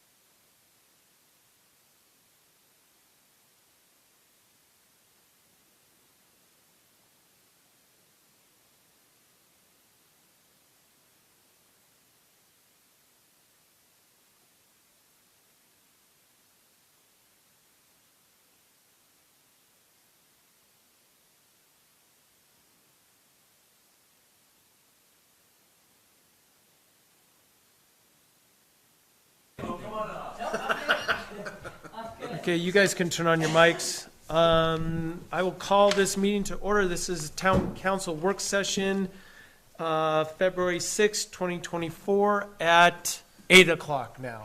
We only missed the start time by 1 hour, but darn it, it was a good Sausage conversation. making ceremony. Yes. And so we have the agenda I think everyone's seen, and I am going to bring up the proposal from Neon Tiger. And let me just give a little bit of background. So since the town of Alpine owns the land that the old clinic building is on, and it has been vacated by Star Valley Health, we've been struggling as a town council trying to figure out what to do with that building. So we received a proposal from a restaurant group out of Jackson that wants to have a presence in Alpine. And they were actually on the call and watched our conversation about the school, and they were very interested in that. I was just texting with them. But anyways, I think it's something that we should be interested in and talk about, since we don't necessarily know what to do with that building. The land is zoned, what's it called? Nope. No. PDF. It's called Public and Community Facilities. What happened to using that for, PCF. law Thank you. enforcement, It it can. Oh, that failed. They decided to do something else. And everybody else decided to do something. They pulled back, said, we're not interested anymore, and they're basically deeded the building over to us, which hasn't technically happened yet. But so it's open to us, town council, the town, figure out what we want to do with that land and the building and everything. Those were a grand idea. Yeah. The problem is there was lots of hoops to jump through. That would have had to be rezoned to make it happen. And honestly, I don't know, we never got that far, but I don't know what the appetite would have been to rezone it at that point. So, let me see, somebody might be clicking in. So the name of the, group is called Neon Tiger, and they have Teton Tiger, which is a Thai restaurant on Center Street. So let me sorry, I'm trying to. Did everyone get a chance to look at their proposal? Mhm. Okay, let's start there. Does anyone have any questions on what they're suggesting? No. Is it just a restaurant, or are they wanting employee housing as well? It's not, this plan does not include housing, it's just a restaurant. And so this plan does talk about converting the existing building and making it more suited for a restaurant. They would have an external kitchen, similar to what Melvin has right now, because they would have to put an astronomical amount of money into that building to make it viable kitchen. But they can bring in a mobile kitchen basically and either connect it with the breezeway or something. We would have this, new restaurant in town. That's one thing that's what, is interesting to me. And I can let them answer any questions you guys have. We actually have them on the Teams call. But I think they're so flexible as far as, yes, they do Thai food, but they also do all sorts of other types of food. So they're also interested in the plan of having outdoor dining, which would be similar to like bringing a food truck in and then having dining out in the parking lot. And I don't know what extent the building is being retrofit at that point, but this is just kind of a place to start the conversation, so I appreciate them bringing this forward, but want to see what you guys think let's start up here with these guys. What questions do you have? Well, when I told my wife about this, the first thing she said was, God, finally 9 years and you actually get something that was going to be great for us. Something done? I'm stoked too. I'm too full though.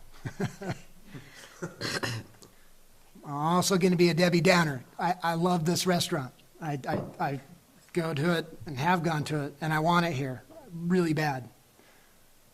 However, just as bad, I think I don't believe in rezoning it. I believe we still need the public use zoning. We're a growing town. I can see 5-10 years down the road, a police department. I know right now behavioral health needs a building. They're looking for a building. I don't know if you've reached out to them. But I believe in the way it's zoned, and I want this. I want this so much. You're on the line. Dave Jenkins was just here. He's a serial entrepreneur. He started getting buzzing ideas of building another building. So I would encourage you to reach out to Dave Jenkins, because I do want you here. I want this restaurant here very badly. For me personally, I'm not willing to change the zoning. Okay. And talk about putting the cart before the horse. I had been in discussions with these guys, like, yes, let's figure it out or whatever. And then it was brought to my attention that it wouldn't be zoned for that. And so I have to admit that I did not help the situation. But they're still willing to, they're committed to Alpine and everything. I will also bring up that if we wanted to, we could entertain a special use permit for a certain period of time for that property, where it would give them an entree into the town of Alpine. They'd set up their food truck or whatever on that space. They have built-in parking. It gets them acclimated to Alpine, gets Alpine acclimated to them. We give them preferable, we bring in money, lease money, but it'd be at a preferable rate because we're not, Commercial market rate versus public market rate. Yeah, well, and also keeping in mind that they're not really taking over the building, we're just kind of letting them. So I think that was another thing that was brought up, that maybe a special use permit would be good for them to get them a summer in Alpine. So they wouldn't actually use the building, they would just use the. I think so, maybe that's what we would say, and maybe they have access to the restrooms inside or something, instead of having porta potties, but, yeah, so. There's a guy in town with a food truck lot. That would also be an option. Just, because I agree with Jeremy, like, we're dying for restaurants here. Like, we need more variety. The hotel's gonna open soon, and where are those people all gonna eat? That's a huge concern. But I do think that before we talk about rezoning the clinic, we need to put it out there in a more publicly advertised way to see if there's interest from parties that would already fit the bill, that would want to utilize it, such as the behavioral health. That would be amazing. And start there. And then I'm sure all of us will personally reach out to every real estate developer we know and try to find a place for a restaurant. Because, yes, we want you here. Yes. If you haven't figured it out yet. We can't say it enough. And I agree, and again, I apologize that I kind of jumped the shark a little bit with the yeah, got everyone excited. But I will say, and if they would like to join the conversation, they're more than welcome to at this point. We should be able to hear them if either Ryan or Jillian would like to speak now. We'd be willing to hear your thoughts.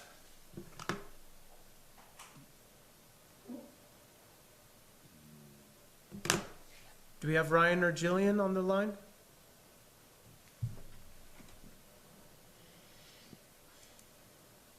No, again. All right. Oh, looks like just got added. There we go. Ryan, are you there? Yes, hold on. Let me get my feeds a little behind. Okay. Hi, everyone.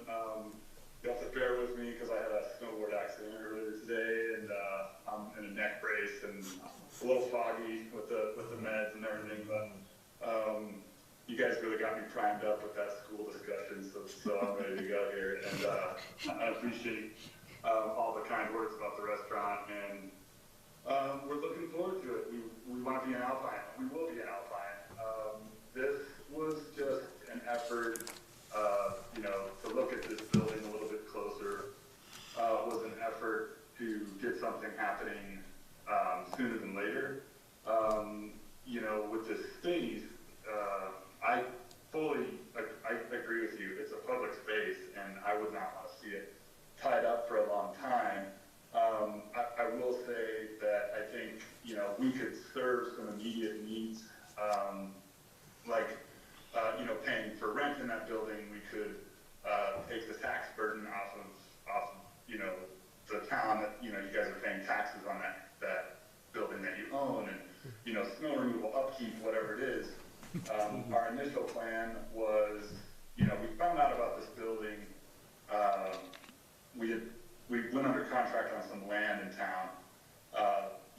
I'm not personally a developer. We own and operate, and I've opened, 3 very successful restaurants between, Jackson, Idaho, and Montana. And I grew up in Jackson. Alpine's got a very close place in my heart, just because I spent a lot of time there growing up, and would love to be a part of some of the growth that's happening, and in a way that's healthy for the town, because we saw, I've seen so much happen in Jackson that, kind of got away from everybody. So I completely respect the fact that, people are not interested in rezoning this. However, I would see if there's any interest, and again, none of this is a deal breaker. I just want you to know, we are opening this restaurant not because we need to necessarily feed our family, right? We're expanding. We've got people that are within our company that want to grow. I can see there's a need in Alpine. I personally love spending time down there, getting out of Jackson. And so, to go back to the building though, I don't think, this would not be a deal breaker if we can't make this work, but I will say that I'm probably one of the best people you guys would be able to find that will work closely with the town and hold true to, a vision that I hope to share with the town. And my initial idea was, as Mayor Green said, was to open an auxiliary kitchen where this summer we could be operational by as early as June, and we would have patio seating. And, the original plan before we learned about the zoning was that we would first remodel the bathrooms and get them up to code, or not code, but just make sure they're ADA, make sure they're really nice and clean, and, that they have an aesthetic that matches our aesthetic. During the summer months, we would focus on converting the interior space into sort of a dining room. We're limited with the walls that we can take down because it's a modular buildings, right? So we would want to focus on keeping, obviously keeping those walls intact. I don't want to add a bunch of engineering. But the changes that we're talking about making are purely aesthetic. I mean, the budget that we have, we'd want to spend it more on the auxiliary kitchen, which would be outside. It would be a modular unit that connects to the building. So the building itself would remain largely intact. I would say we definitely spruce up the interior to where it could look like a restaurant. And the reason we don't want to just be a food truck is because what we offer is more of a dining experience. I grew up here, I love it here, but as we all know, spending extended periods of time in these small towns, you can sometimes want to escape a little bit, and that's kind of what we like to provide. We like that moment of you take your spouse to dinner, or you take a friend from out of town to dinner, and you exit the valley for that 90 minutes that we have you in the restaurant. And I think there's something special about that. And so, while we could in the summertime have a food truck that operates, and we've got patio seating, and yes, we're kicking out a lot of good Thai food. Ultimately, what I think the true service to the town would be is a place to have a date night, you know, and have a spot where you can have an anniversary dinner, where you feel like you've exited the valley for a moment. And that's just kind of always been my vision, and I feel like we've seen success in that. Now, to go back to the building, I'm on board with whatever. Like, I'd be open to any sort of suggestions.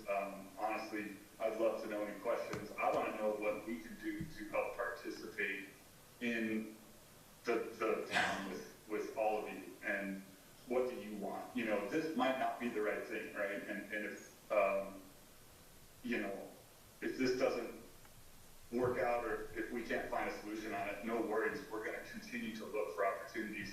This was just opportunities within Alpine. This was just, to me, the quickest path to getting something up, open, and operational.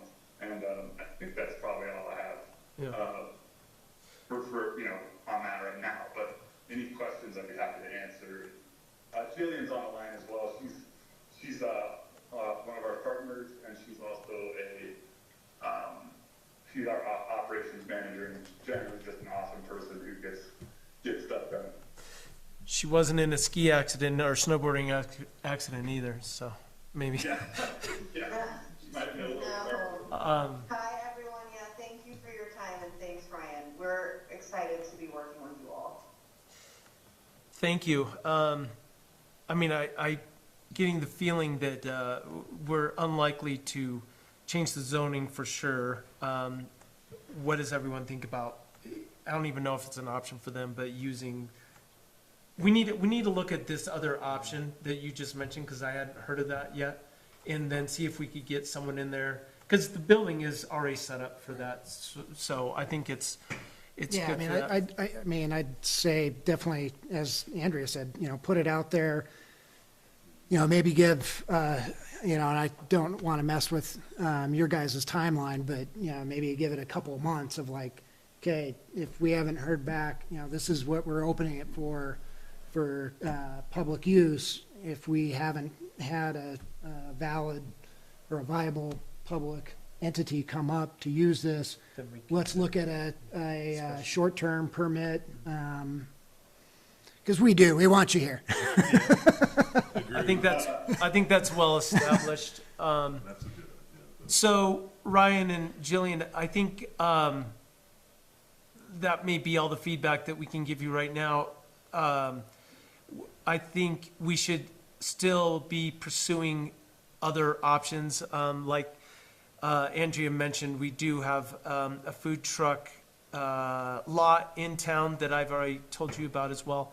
But if that could potentially be an entree into Alpine and get people used to seeing your name, and you know, vice versa. So I think there's some things that we could probably offer you. We want to be as open and encouraging as we possibly can, because we all love your restaurant and we want to see you in Alpine. So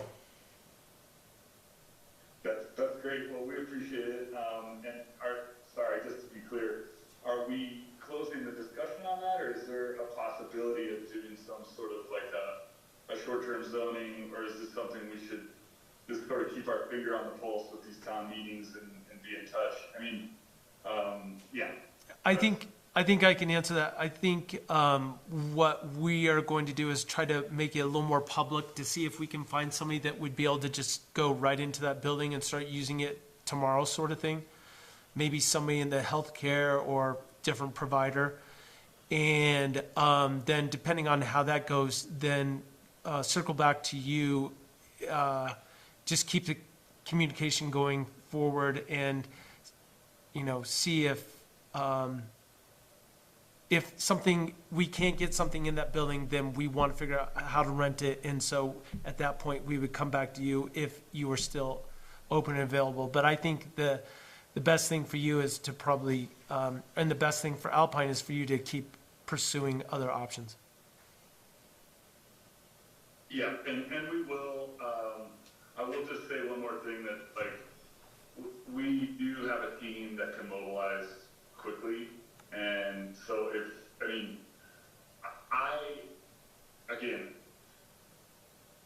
I'm confident we're gonna find something in Alpine at some point.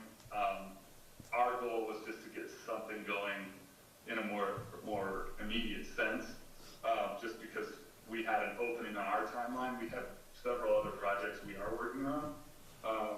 And again, if this doesn't work out, I realize a lot of this stuff just takes time, and ultimately, council members have to, put together the right thing for that building. But I would certainly say that we are ready to go. That window might close in a couple months, but I'm only saying that because I would want this to be an amicable relationship. I would want this to benefit the town just as much as it benefits us. And I think there's a lot of things. I don't know if the school still needs to raise money, but there's a lot of things I'm a creative person when it comes to how we structure things, and I truly want to be a force for good in Alpine. It's not just about opening a restaurant. We've kind of gone through those growing pains, and now it truly is fun to be in a valley where we can watch the growth. I just mentioned to Jillian the other day how cool it is that we've been in business long enough in Driggs in Teton Valley that I've seen kids. I remember when they were in high chairs and they're graduating high school or college now. But it's pretty cool, and that to me that's where it's a really special thing. So I just want you guys to know we are very sincere. Everything I say about being a part of Alpine and being good for your community, I truly mean that. And at the end of all this, it really has to just work out for the town as well, because the other option is we're going to continue pursuing private options and seeing what's on the market. And like you said, you guys, you know other developers too.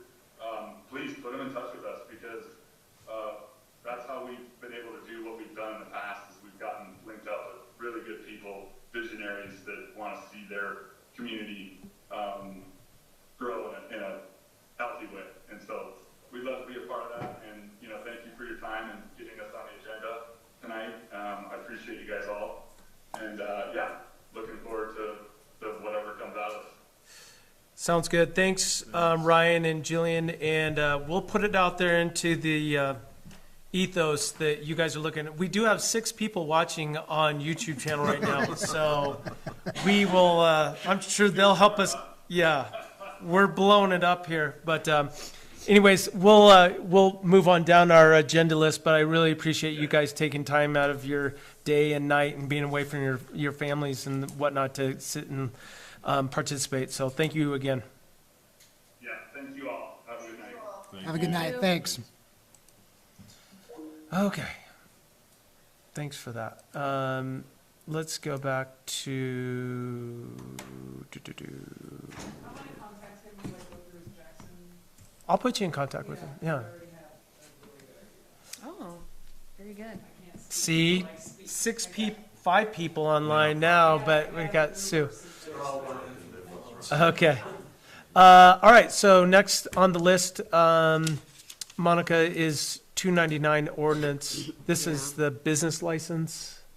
Yeah, I'm pulling it up. Okay. Because I can't pull up the attachments in the minute portion. Is this what you want? So, here's the thing. On the application, it does ask for insurance. It has a place for it. The program, the business license program has part of, and it's government accounting software that they utilize for that. It has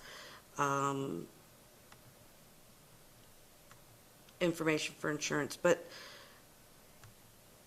I guess I'm trying to understand what the long and short of it is, you're trying to, if you're going to have a business license in the town of Alpine, you should be able to provide us your insurance to prove that you have insurance.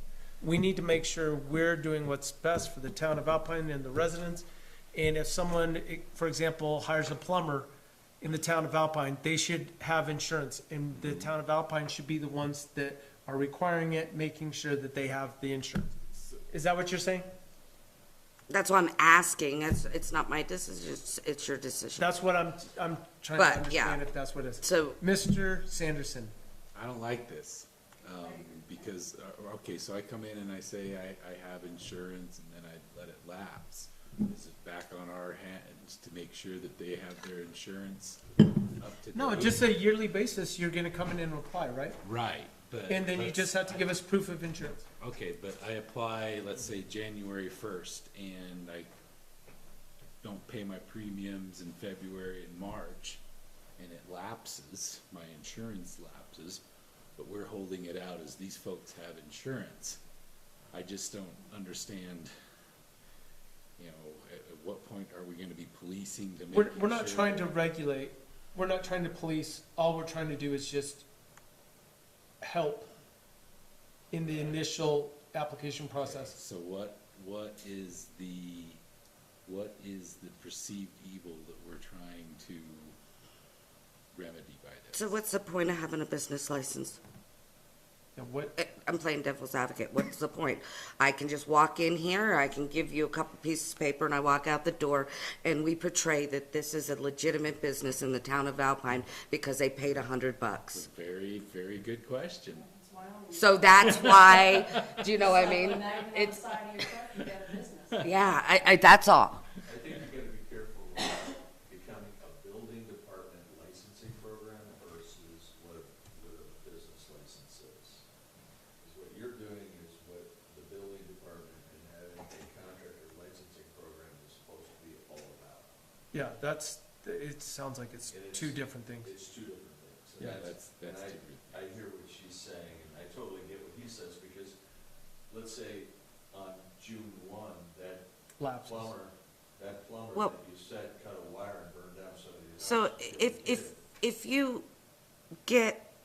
you have a program that requires people to be insured, there's a process that you're put on their insurance, and then their insurance company sends you an update. It's kind of like your mortgage. If you're required for your house to be insured and you stop paying your insurance for That's your part of the home, contract. they send, it happens, I mean, I worked at large companies that the insurance company, if our subcontractors lost their insurance, we were immediately notified and they stopped working for us. That's. So so it is possible. I don't want to do it, but Well, that was gonna be my question. If we're not held liable yeah, Not. so why are we policing it? Why are we using our resources Yeah. to monitor it and track it and Creating all those something that things? doesn't We're need to just be done. creating more work for our office. That's what I don't. well, so it needs to be removed from the application then, the request for it, because it's been there. Yeah, I don't know why we would have that there. Yeah. But you bring up a good point. Why are we licensing businesses? I mean, What are we getting out of that? what are you getting out of it is at least you know who's doing business. You don't have itinerant, I mean, it's the whole Green River ordinance. I don't know if you know the history behind that. Well, it actually comes from Green River, Wyoming. They set up this ordinance that said, we don't want itinerant businesses coming through your town, so, through our town, so make it illegal for temporary businesses to set up, and, you know, you have to get a business license and have a permanent location. And it went all the way to the United States Supreme Court. The United States Supreme Court says, yeah, that's fine if your town wants to do that and to protect local businesses.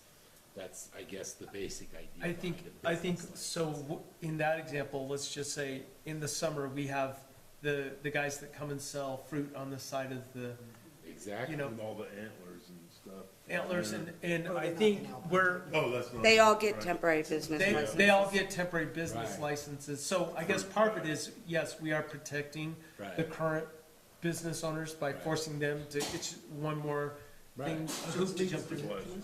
Yeah, it basically is, but when you get into things of saying, okay, in order to get a license, it would be a remote possibility, but in order to get a license, the town is putting their stamp of approval, this person's insured, And the example is plumber cuts the electricity, like, you know, you get a short, you burn down the house, and they come back, well, the town said that they were okay.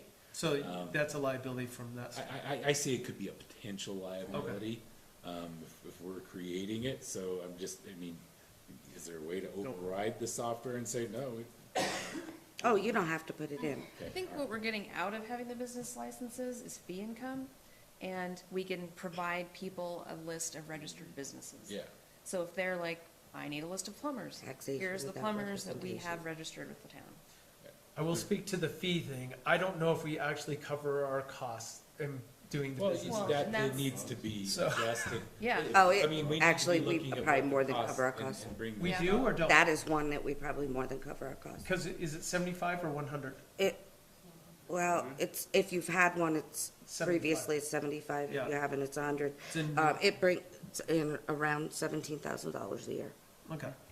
So Yeah. I say, Okay. as a suggestion, I think we should maybe just look at that form and maybe consider taking that off the form. We don't need to make any formal decisions here, but I think. we Yep, should nope, just that's look at fine. that. Okay. I'll take care of it. I just wanted to check before it needs to match what's in the ordinance. Okay, so next is encroachment ordinance fee structure. What's the background on this? So, we got a permit for an encroachment, and they wanted to know what the fee is. Melody was helping them because Christine was out, and so we pulled the ordinance, and the ordinance says in section 6, council needs to determine what, if any, fees are associated with this type of permit. So, what, if any, What, fees are what associated? section? Oh, it's in, It's, yeah, 297. 196, section 6.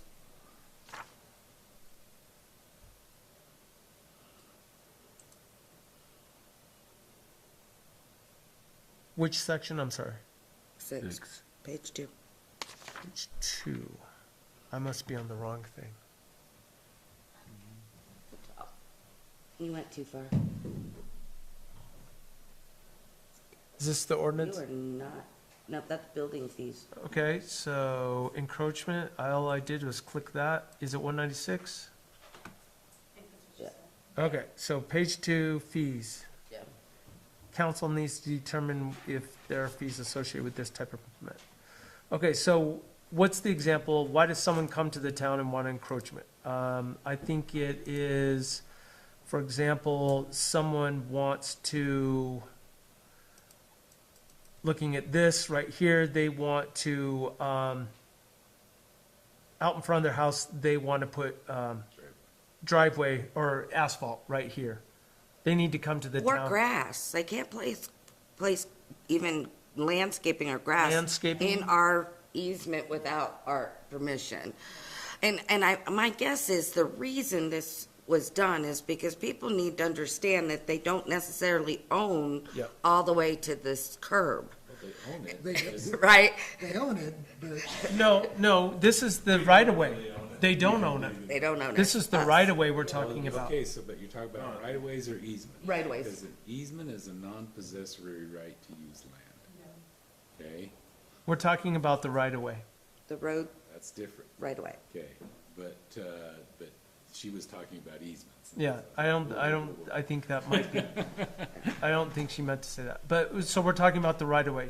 We're talking about, this came up just recently because people put snow poles on the side of the road in the easement that, Where we need to Or the push right-of-way. snow. Right away. I'm sorry, the right of way. See? The right of way, and it came up like, okay, Like they're around not, the edge they're of the not, road? exactly, and that's not allowed, and so, but if someone wanted to come and petition to, can I do this or whatever, of course, we'd say no, but that's just one example, like, we have the ordinance in place. If you're gonna put anything in for example, Buffalo Sage, behind us, they put grass in the right of way, all the way around. They just did it.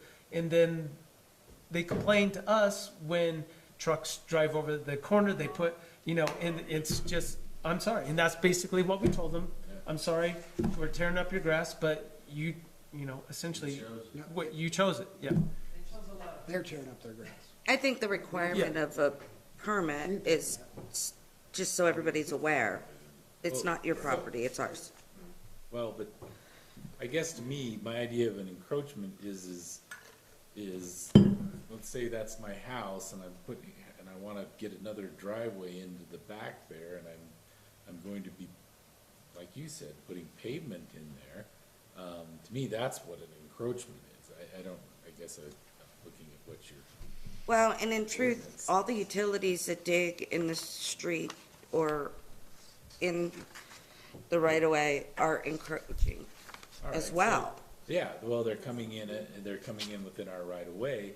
I guess to me, the way you would set up the fee is, well, who's gotta look at this stuff? You gotta have. an Engineers. Engineer look at it, so it's, the cost is the cost of the, I don't know, you gotta get the engineer to give us kind of a basic rundown of a minimal cost. And then whatever, if we've gotta be given notice, what that's gotta be published, whatever administrative that goes into it, there's your fee structure. I think one other thing that makes it very clear when they have to come and get an application for putting out in our right of way, putting asphalt for additional parking. They have to understand that by doing that, you are setting yourselves up, if it ever has to get dug up in the future or whatever, you're paying for it. So that's. It says that in your In land use development code, right, so we're probably covered there, but, I highly recommend to not do asphalt, yeah. not until you actually get to your I property. guess I'm just wondering, what's the purpose? Of the ordinance in general? No, Oh. what's the purpose of the encroachment? What are they trying to get for it? What are they doing? Well, an example would just be like what Jim said, if, say, you're that house and your driveway is on the upside of that house, but you were like, I really want to have RV parking on the backside, and it's easier for me to access from the road to my backyard. I want to ask for an encroachment on the right-of-way so I can access my backyard with my RV. Like right over here. Put my pad right there. So there is language in your LUDCs that tell you that if that is a multi-family residential, you have to let them park it. They have to get parking on the street. If it's R2? Yeah. And that's why I'm just curious. But you just changed the fact set. Because that's R1. We were just Yeah. talking about somebody parking their RV on it, okay? I mean, I'm just saying. Right, but, I think there's probably a million different examples. Sorry. No, I get it, Jim. I'm just asking, somebody's looking for an encroachment, and I'm wondering I guess it depends. why. What was the exact example? Why did this just recently come up? What's the encroachment? It's for, they're excavating, Excavating? they're digging up a right-of-way. But why are they digging up a right? It's a utility. Oh, so they gotta put it back. That's not encroachment then. That's just disturbing the right of way. It's just, So, And I'm not sure, we've not seen anybody apply for one before, so we were kind of like, it was like Silver Star. Encroachments are a really bad thing. They always turn into lawsuits. Easements. Are the legal procedure, but an encroachment is always a red flag. yeah. They don't do that in the state of Wyoming, which is fascinating, but I have a feeling one day they'll catch up. But encroachments are always a red flag. Well, They always turn into lawsuits. Yeah, I think we need to understand a little bit more like why someone would have an encroachment, but in general, it sounds like we don't charge a fee for encroachment, so I don't know if we need to consider looking at that or not, but at this time, I don't. We think don't it's- have any applications for one. Yeah. We have one, it'll be on the agenda for the 20th. Is it an encroachment or just the utility company's gonna dig in our right of way? Well, they have did an encroachment, let me look at it. They did an encroachment permit, I think she put it in the meeting, because it went to We Christine. have 0 people watching now. I just looked at it. Come Sorry. on, this I'm is sorry, riveting. But we've had 23 all night. As soon as you get into PNC, it gets real boring. Yeah. Yeah. We'll, I'm sorry. they put us on when they need to go to sleep. Instead of sound machine, they put. Let me tell you town about council right in. of way. Yeah, They If didn't we add have it a to my T agenda intersection, yet. I'm sorry, I don't have it yet. It's not added to my agenda yet. Okay, so let's just put this on the back burner. We looked at it. I don't know We've if there's killed that anything one. we can, so next on the list is financial policy. Monica, I'll let you speak to this. Yeah, so, I gave you all that information. However, where did I do with mine? I know I printed it. hey, one person, hi, one person. See, we brought him back. We had 15 when the school thing was going on. I know I printed Yeah, that was it. good. That was good. Monica, what do you need? I'll bring it up here on the thing if you need. The handbook or, No, I had my Policy, list. I'm really tired now. oh, I've been up since 1:30 this morning, so like all of a sudden I'm like, I'm tired. It's time to go sleep. Okay. Okay. When did the council meeting? So in my recommendations, the thing that I think needs to be done quickly, or as quickly as we can possibly do it, is we need to have the vendor, a policy for the way vendors, that we're gonna do vendor bills. We talked about that some last month. So, what we've looked at is basically all bills that need to get paid have to be in by the end of the month. yeah. And then Yes. they have time to be input, and then we have time that we have whatever it's going to be, a 3-ring binder, whatever, it gives time for one of the town council members to sign up on it. It's available to any town council members to come ask questions, get something pulled out. But the new procedure is going to be, it comes in and then it gets input and then they make a voucher. It goes back to the manager as far as they have to approve it, say, yes, this Yep. was approved. And so it's just trying to streamline things so we don't run into what we ran into last meeting, signing checks at 11 o'clock at night. So I think it's a great policy. It'll set us up well for the future. And people will just understand, you know, if you're in construction or whatever, if you want to get paid, you have it in by the end of the month. So, It goes the next time. yeah, there's just going to get pushed back. So I think that's, Monica, is that? you're frowning, what? What didn't you I'm like just- about that? I'm just trying to figure out, and trying to figure out when I get my bill in. Is it the first of the month or the end of the month? Jim, have it in by the end of the month. And then you'll be great. Just auto do it for the 15th and you're good. Okay, Yeah. switch it. We always put it to first, so. Yeah. You better just make it the 25th or something. There It gets sent out. I haven't been working. And also, you'll be emailing it to payables at Alpine WY. Yeah. WY.gov. There we go. Yeah, so, and I get hundreds of Yep. emails a week. we're gonna send out to all of our vendors, all new vendors, get all the information. So what so the plan is, I'm gonna get with Jim, because this has to be a policy that can be enforced. So do we do it by resolution, Jim? Like, can you take this information and turn it into like an official policy? Or do you want me to do it? We could just do it as a, I mean, it doesn't, I don't see that it needs to be a law. Okay, Yeah, Okay. just, you're the manager, this is how I want to see it done, this is our requirements, this is how we get paid. okay, I don't think we need to codify it. okay. Okay, So we'll get that together and have a resolution on the 20th. all right. Okay, so the first step is the vendors, and then there's some other items in here, and I think let's just take them 1 month at a time. Like, I want there to be a policy that in the event that monies come into the town, and not to here, whether it's the information center, which John does a great job with, or Christine takes them, or whoever gets it, that they have a deadline in which it needs to be in Done. and It's just accounted like for. Internal stuff. Yeah, And it's then- just, Sorry, kind of coming back to, it doesn't need to be codified.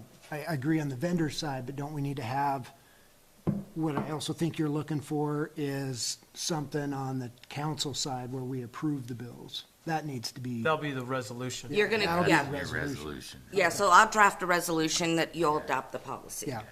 So, I'll come up with something, send it to Jim, and he'll clean it up and make it legal. Sweet, good job. Kind of. Okay, sounds good. So, All right. and then, yeah, To the and then best move- of my magical legal wand ability.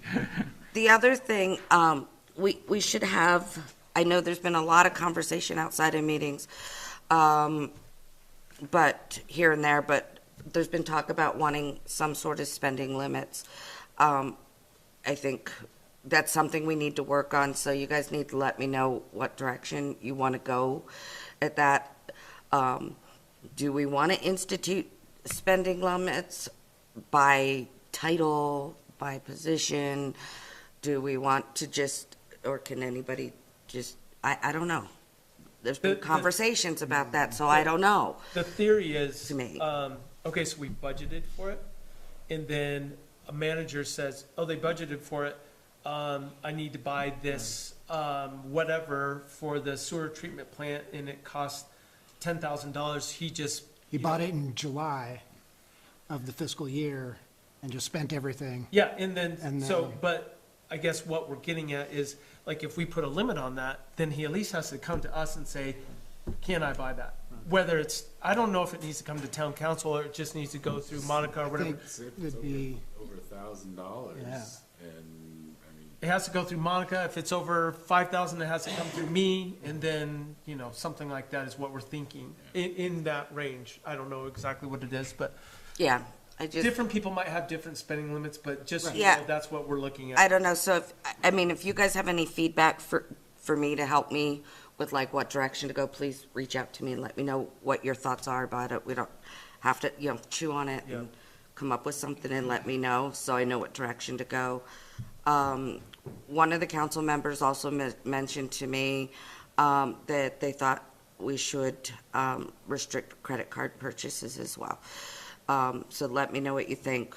Well, currently it's managers that essentially have credit cards. Yeah, but everybody in the office has use mine. I mean, it's tied to everything we do. There's like recurring payments, so I don't know. It's It on goes all back the to the Amazon spending accounts. limit things. Now, I have directed, Sarah's doing all the like shopping in the office, and I've asked her, just whatever you want, whatever you're planning on buying for the office, please bring it to me. Like, so she gets it all ready, prints it out, and brings it to me, and I sign off of it. And now I'm even writing on like what department it's for her, so that on the back side. So those are the kind of things I'm talking about. Not things that, oh, you shouldn't spend any money, but just so there's an awareness, because really, Accountability and Yeah. tracking. and yeah. Well, it 'cause- also goes directly into the next topics, which are the year-to-date on the sewer and water, general fund. And, I think with the transition to Cassell, we now have a better idea, like, we can really look into it. But, over the past 6 months, we've kind of noticed a few trends, and we just think this is all a good way to kind of, pull back a little bit on Yeah. certain areas, and just make sure that we have the accountability that we think we should have. is that part of the conversation in the weekly employee meetings? From what specifically? Spending, like credit Oh, card yeah, spending yeah. and We this and talk that? about it a lot. And Yeah, and so, and honestly, I think the conversations are helping. I had somebody reach out to me the other day, and they had something break that wasn't expected to break. It was about $4,000, and said, how long will it take to get approval of this? And I said, if you tell me why, and why you need to buy this, and was it budgeted, we can probably get this taken care of for you today. So they let me know it broke, and no, they did not originally, it wasn't in their original plan. They did not Sure. plan Yeah, for I it mean, to break. things happen. Right, so, was not planned to break. Yeah. So, so we went ahead and took care of it right away. And that's good. That's what we want, It's more about So that you don't get a communication than so you don't get a anything. surprise when the bill comes. Yeah, it's more about communication than anything. And then Monica can also have like the 60,000 foot level, like look at everything like, oh man, we are getting, if we spend this 4,000 on this, we know this this Well, and account is gonna get pretty low and. Right, we might have to hold off on something we were planning Exactly. to buy that was a budgeted item. Exactly. Yeah, give and take. Yeah, and truly, now that we've switched to the new system and closed out this one, and I did all of this, there's accounts that, honestly, if it's gonna be booked to that line item, we really need to ask ourselves if we need it right now. Right? That's where we're at. I mean, in reality, when I was able finally to take the time and look at the financials, probably because I don't take as much time to do it and do this process that I did. I probably I imagine it's worse than what it is because that's just my nature. But it really was better than I expected. So I don't think we're in a bad place. Yeah, and it's only gonna. First half of the year. There's a couple accounts though that we just have to keep an eye on. Yep. So. And it's only gonna be easier for her to be able to do Yeah. that with Cassell, so. And then, we discussed this last year, going into budget season, and I'd do the reminder next year, meaning present day, in January, February. Do the department heads know they need to start thinking? I've asked Stuff together. I've asked for it, yes. And so, just so you guys are aware, we need to have this first draft of this budget pretty buttoned up by the end of March. I'm going away for 2 weeks in beginning of April. I will be back in time for the town council meeting. So our first reading will be in April. Clearly, we can tweak it after that, but it kind of it literally is going to give me 1 month to do this, which is, it's going to be fine. I think we should start the. We need to have budget meetings. We need to start the budget meetings. Soon. Yeah, like, because that was a problem. I mean. Yes. We're doing, everything's just so new and so different. Yeah. And I think everybody's kind of getting a handle on it. So Yes. the sooner the better, in my opinion. Yeah, so we have, Melody and I are doing 3 days of training on Cassell next They're week. actually coming They're coming here. here, they waived all the training fees. Yeah. Because we just feel like we need to completely wrap our heads around it, because it's so much better than what it was, but there's so many little Nuanced things, and things. we feel like we're reaching out to them all the time, so we're hoping to be able to just really get a grasp of all of it. Wade will be here, the CPA, on this day, so the goal is, he's already moved everything from QuickBooks into there. He now needs to move the budget. I have a stack of papers about this big of things from the closeout that then now need to be journaled, and some things I yet don't know how to do that I need the trainer for as well. So after these 3 days, we're gonna be, anytime after that, we can start our Should we budget. start looking at just weekly, pick a day, and, Whoever can be here can be here. the next week, let's say the week of whatever that is, the 19th? What day works? I mean, we have town council on the 20th. What did the 21st or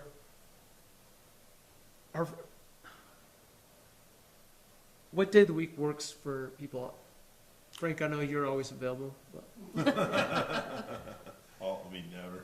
So I won't be back till the 26th. Here. Yep. And then 26th, I can be available. Well, that week I can be available. What time are you guys thinking about doing this? What time do you get down here? Could we do Depends. afternoons?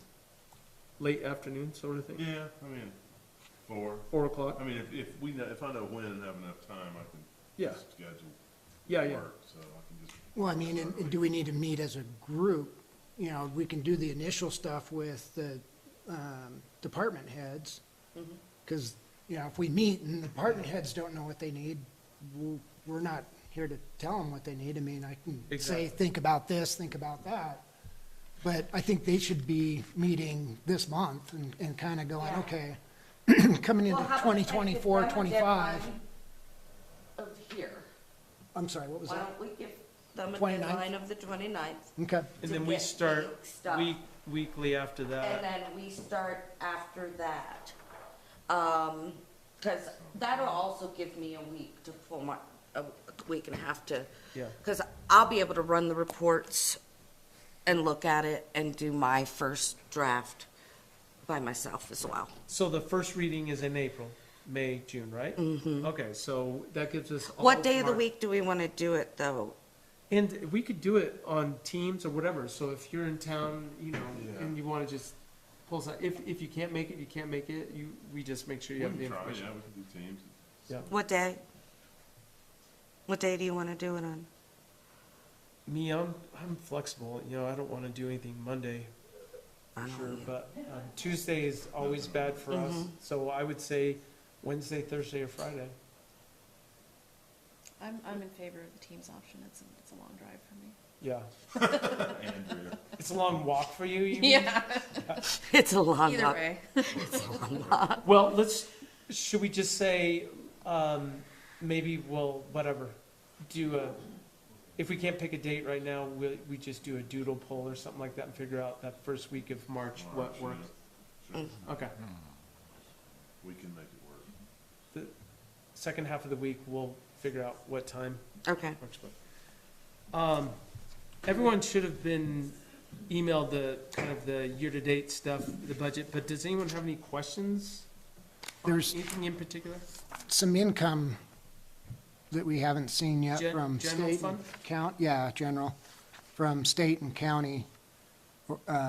Have we seen it, or Let when me do we? find that one. Is it property tax and vehicle tax? Yeah, Property tax comes in, We got a big check in January. It's So, not in here. I think So it this is probably going hasn't through the been- 31st. it probably hasn't been booked yet. yep. Yeah, so nothing that's in Casell is in here. Do you know what I mean? So this was our closeout of QuickBooks. Oh, As of okay, so through the this is 31st. December 31st. Yep, this is all Correct. December, this, Okay, And now, so- now that makes more sense. Yeah, so when he, one of the things he's gonna be teaching us is how to close out the month as well. So part of the process of every month will be, reconcile all the accounts and post everything. And so after that process happens for January, the timing should be, I think is gonna be pretty close, that then, once I close it out, you'll have a month-end report for the previous month. It should be in time for council unless you have a shifted date, but we're waiting on all of our bank statements, so we're hoping we're gonna reconcile in the new system with him next week as well. But literally after you do that, then you just hit allocate, and it just takes all that money and puts it right into the right place. was there any other specific questions that came up Yeah. when you looked through it quickly? Just like to remind everybody out there to please register your dog or cat. Yeah, that We was, got close to 50 last year. Well, right here it says we've only taken in $30, through the end so of the year. that's three. Well, because it happens in May. Well, I know, but I mean, they should do it in May. Is that for the whole, I that's think- for the whole bit, that's for the whole So fiscal that year? was from July 1st to the end of the year, like we had people Ah, come in, gotcha. 3 people came in. Okay, But so in yes, May it it'll books- jump up. yeah, I got it. We stock that coffer. But still, remember, In May. not only Yeah. spay and neuter your pets, license Yes, them. exactly. Maybe if you have a business license, you can get an act. Oh, Dan. Good one.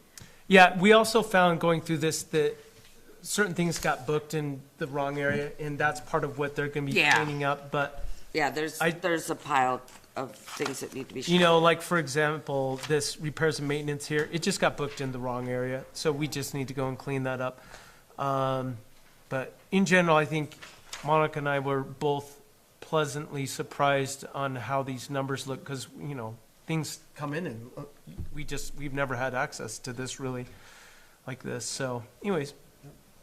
Well, we can start doing this on a whatever quarterly or monthly basis. It's a report that she can pull down really quick in Cassell, so anyways. Yeah, it's gonna be, Yeah. and it's all 3 funds will be there. And that's one of the things we found when we did that Department of Audit training, is, the report that I was giving, that's why I stopped doing it. Because I'm like, well, I'm kind of, they said, never give a report that you'd have to create in an Excel spreadsheet. Because it's. Then it's flawed. You need to take it directly from your accounting system, and there's no way to do that cleanly with the old system, with the multiple accounts, without, in the case like I did, using Excel. To try to, even individually, it's a challenge. So moving forward, you just pull the report. Yeah, it'll I be don't have really to easy. manipulate it at all. So, yeah. I don't want to go line by line because I have to go build a catapult tonight for school tomorrow. Well, there's some budgetary geeks out there, because we're up to 3 people now. Oh, man, we're really bringing them in. So I guess if anyone has any specific questions on any of this information, just get with Monica. And I'm more than happy to go over it in detail now, but I think it's probably better for you guys to. Yeah, come try to- sit with me. Yeah. And we can pull everything. If you have questions, want to see it. No, I'm good. Thank you. You sure? Yes, sir. Before you go to the next agenda, I see that planning and zoning wasn't put on the agenda, and we were here for a specific. We'll take a quick comment because we're trying to adjourn here as soon as possible. Was there something specific you were coming to talk to? Yeah, we received 7 pages from Jorgensen about changes in the LUDC. Can you go up to the, Mm-hmm. You get to come up to the microphone. Because we want to capture turn it on, this. please? Press the button. Dan Scow, Planning and Zoning. Yay, Dan. Along with my teammates Mo and Sue. Jorgensen reviewed the LUDCs and they've made some requests and changes. Did we all get copies of that? Yes. When did that come through? I I don't know. I have not seen. What was that specific? Did we ask them to look at Yes. the land use development code? I assume so. Yeah, so they've made some recommendations. My ask is this, do you want us to go through and do individual ones, or can we do the whole package as We need one? to review it first. I would like to review it closely a little bit more Correct. before we just. Well, shove it on. we're going to, but I'm just asking the question because It's there's, gonna depend on. there's 40 pieces here that they've said, this is null and void, or you need to change that. And it will depend on exactly how it affects the LUDC on where it's gonna, land in the, regulations as far as what we can change and what we can't change. So we can't just do one, like, as far as like the sections, and there's been times when we've tried to just push everything through, because it's with the town council. I so we totally have get to do that. Line by line by line. Well, and that's, I guess the only thing I would say is I'd love to see that information and also figure out why Jorgensen was looking at it, because I don't recall ever asking them to do that. So, That and. yeah, they can't, because they're not supposed to do that unless they've been asked to do that. So anyways, we'll need it. I just need to get more information on why. I would love, yeah, I think You all can of us. forward it If to you- us. If you can forward it to all of us, that'd be great. This is all news to me. Here, I'll tell you what, do you have yours? Yes. We'll get the information from Christine. No, give it to her because we can get it. Yeah.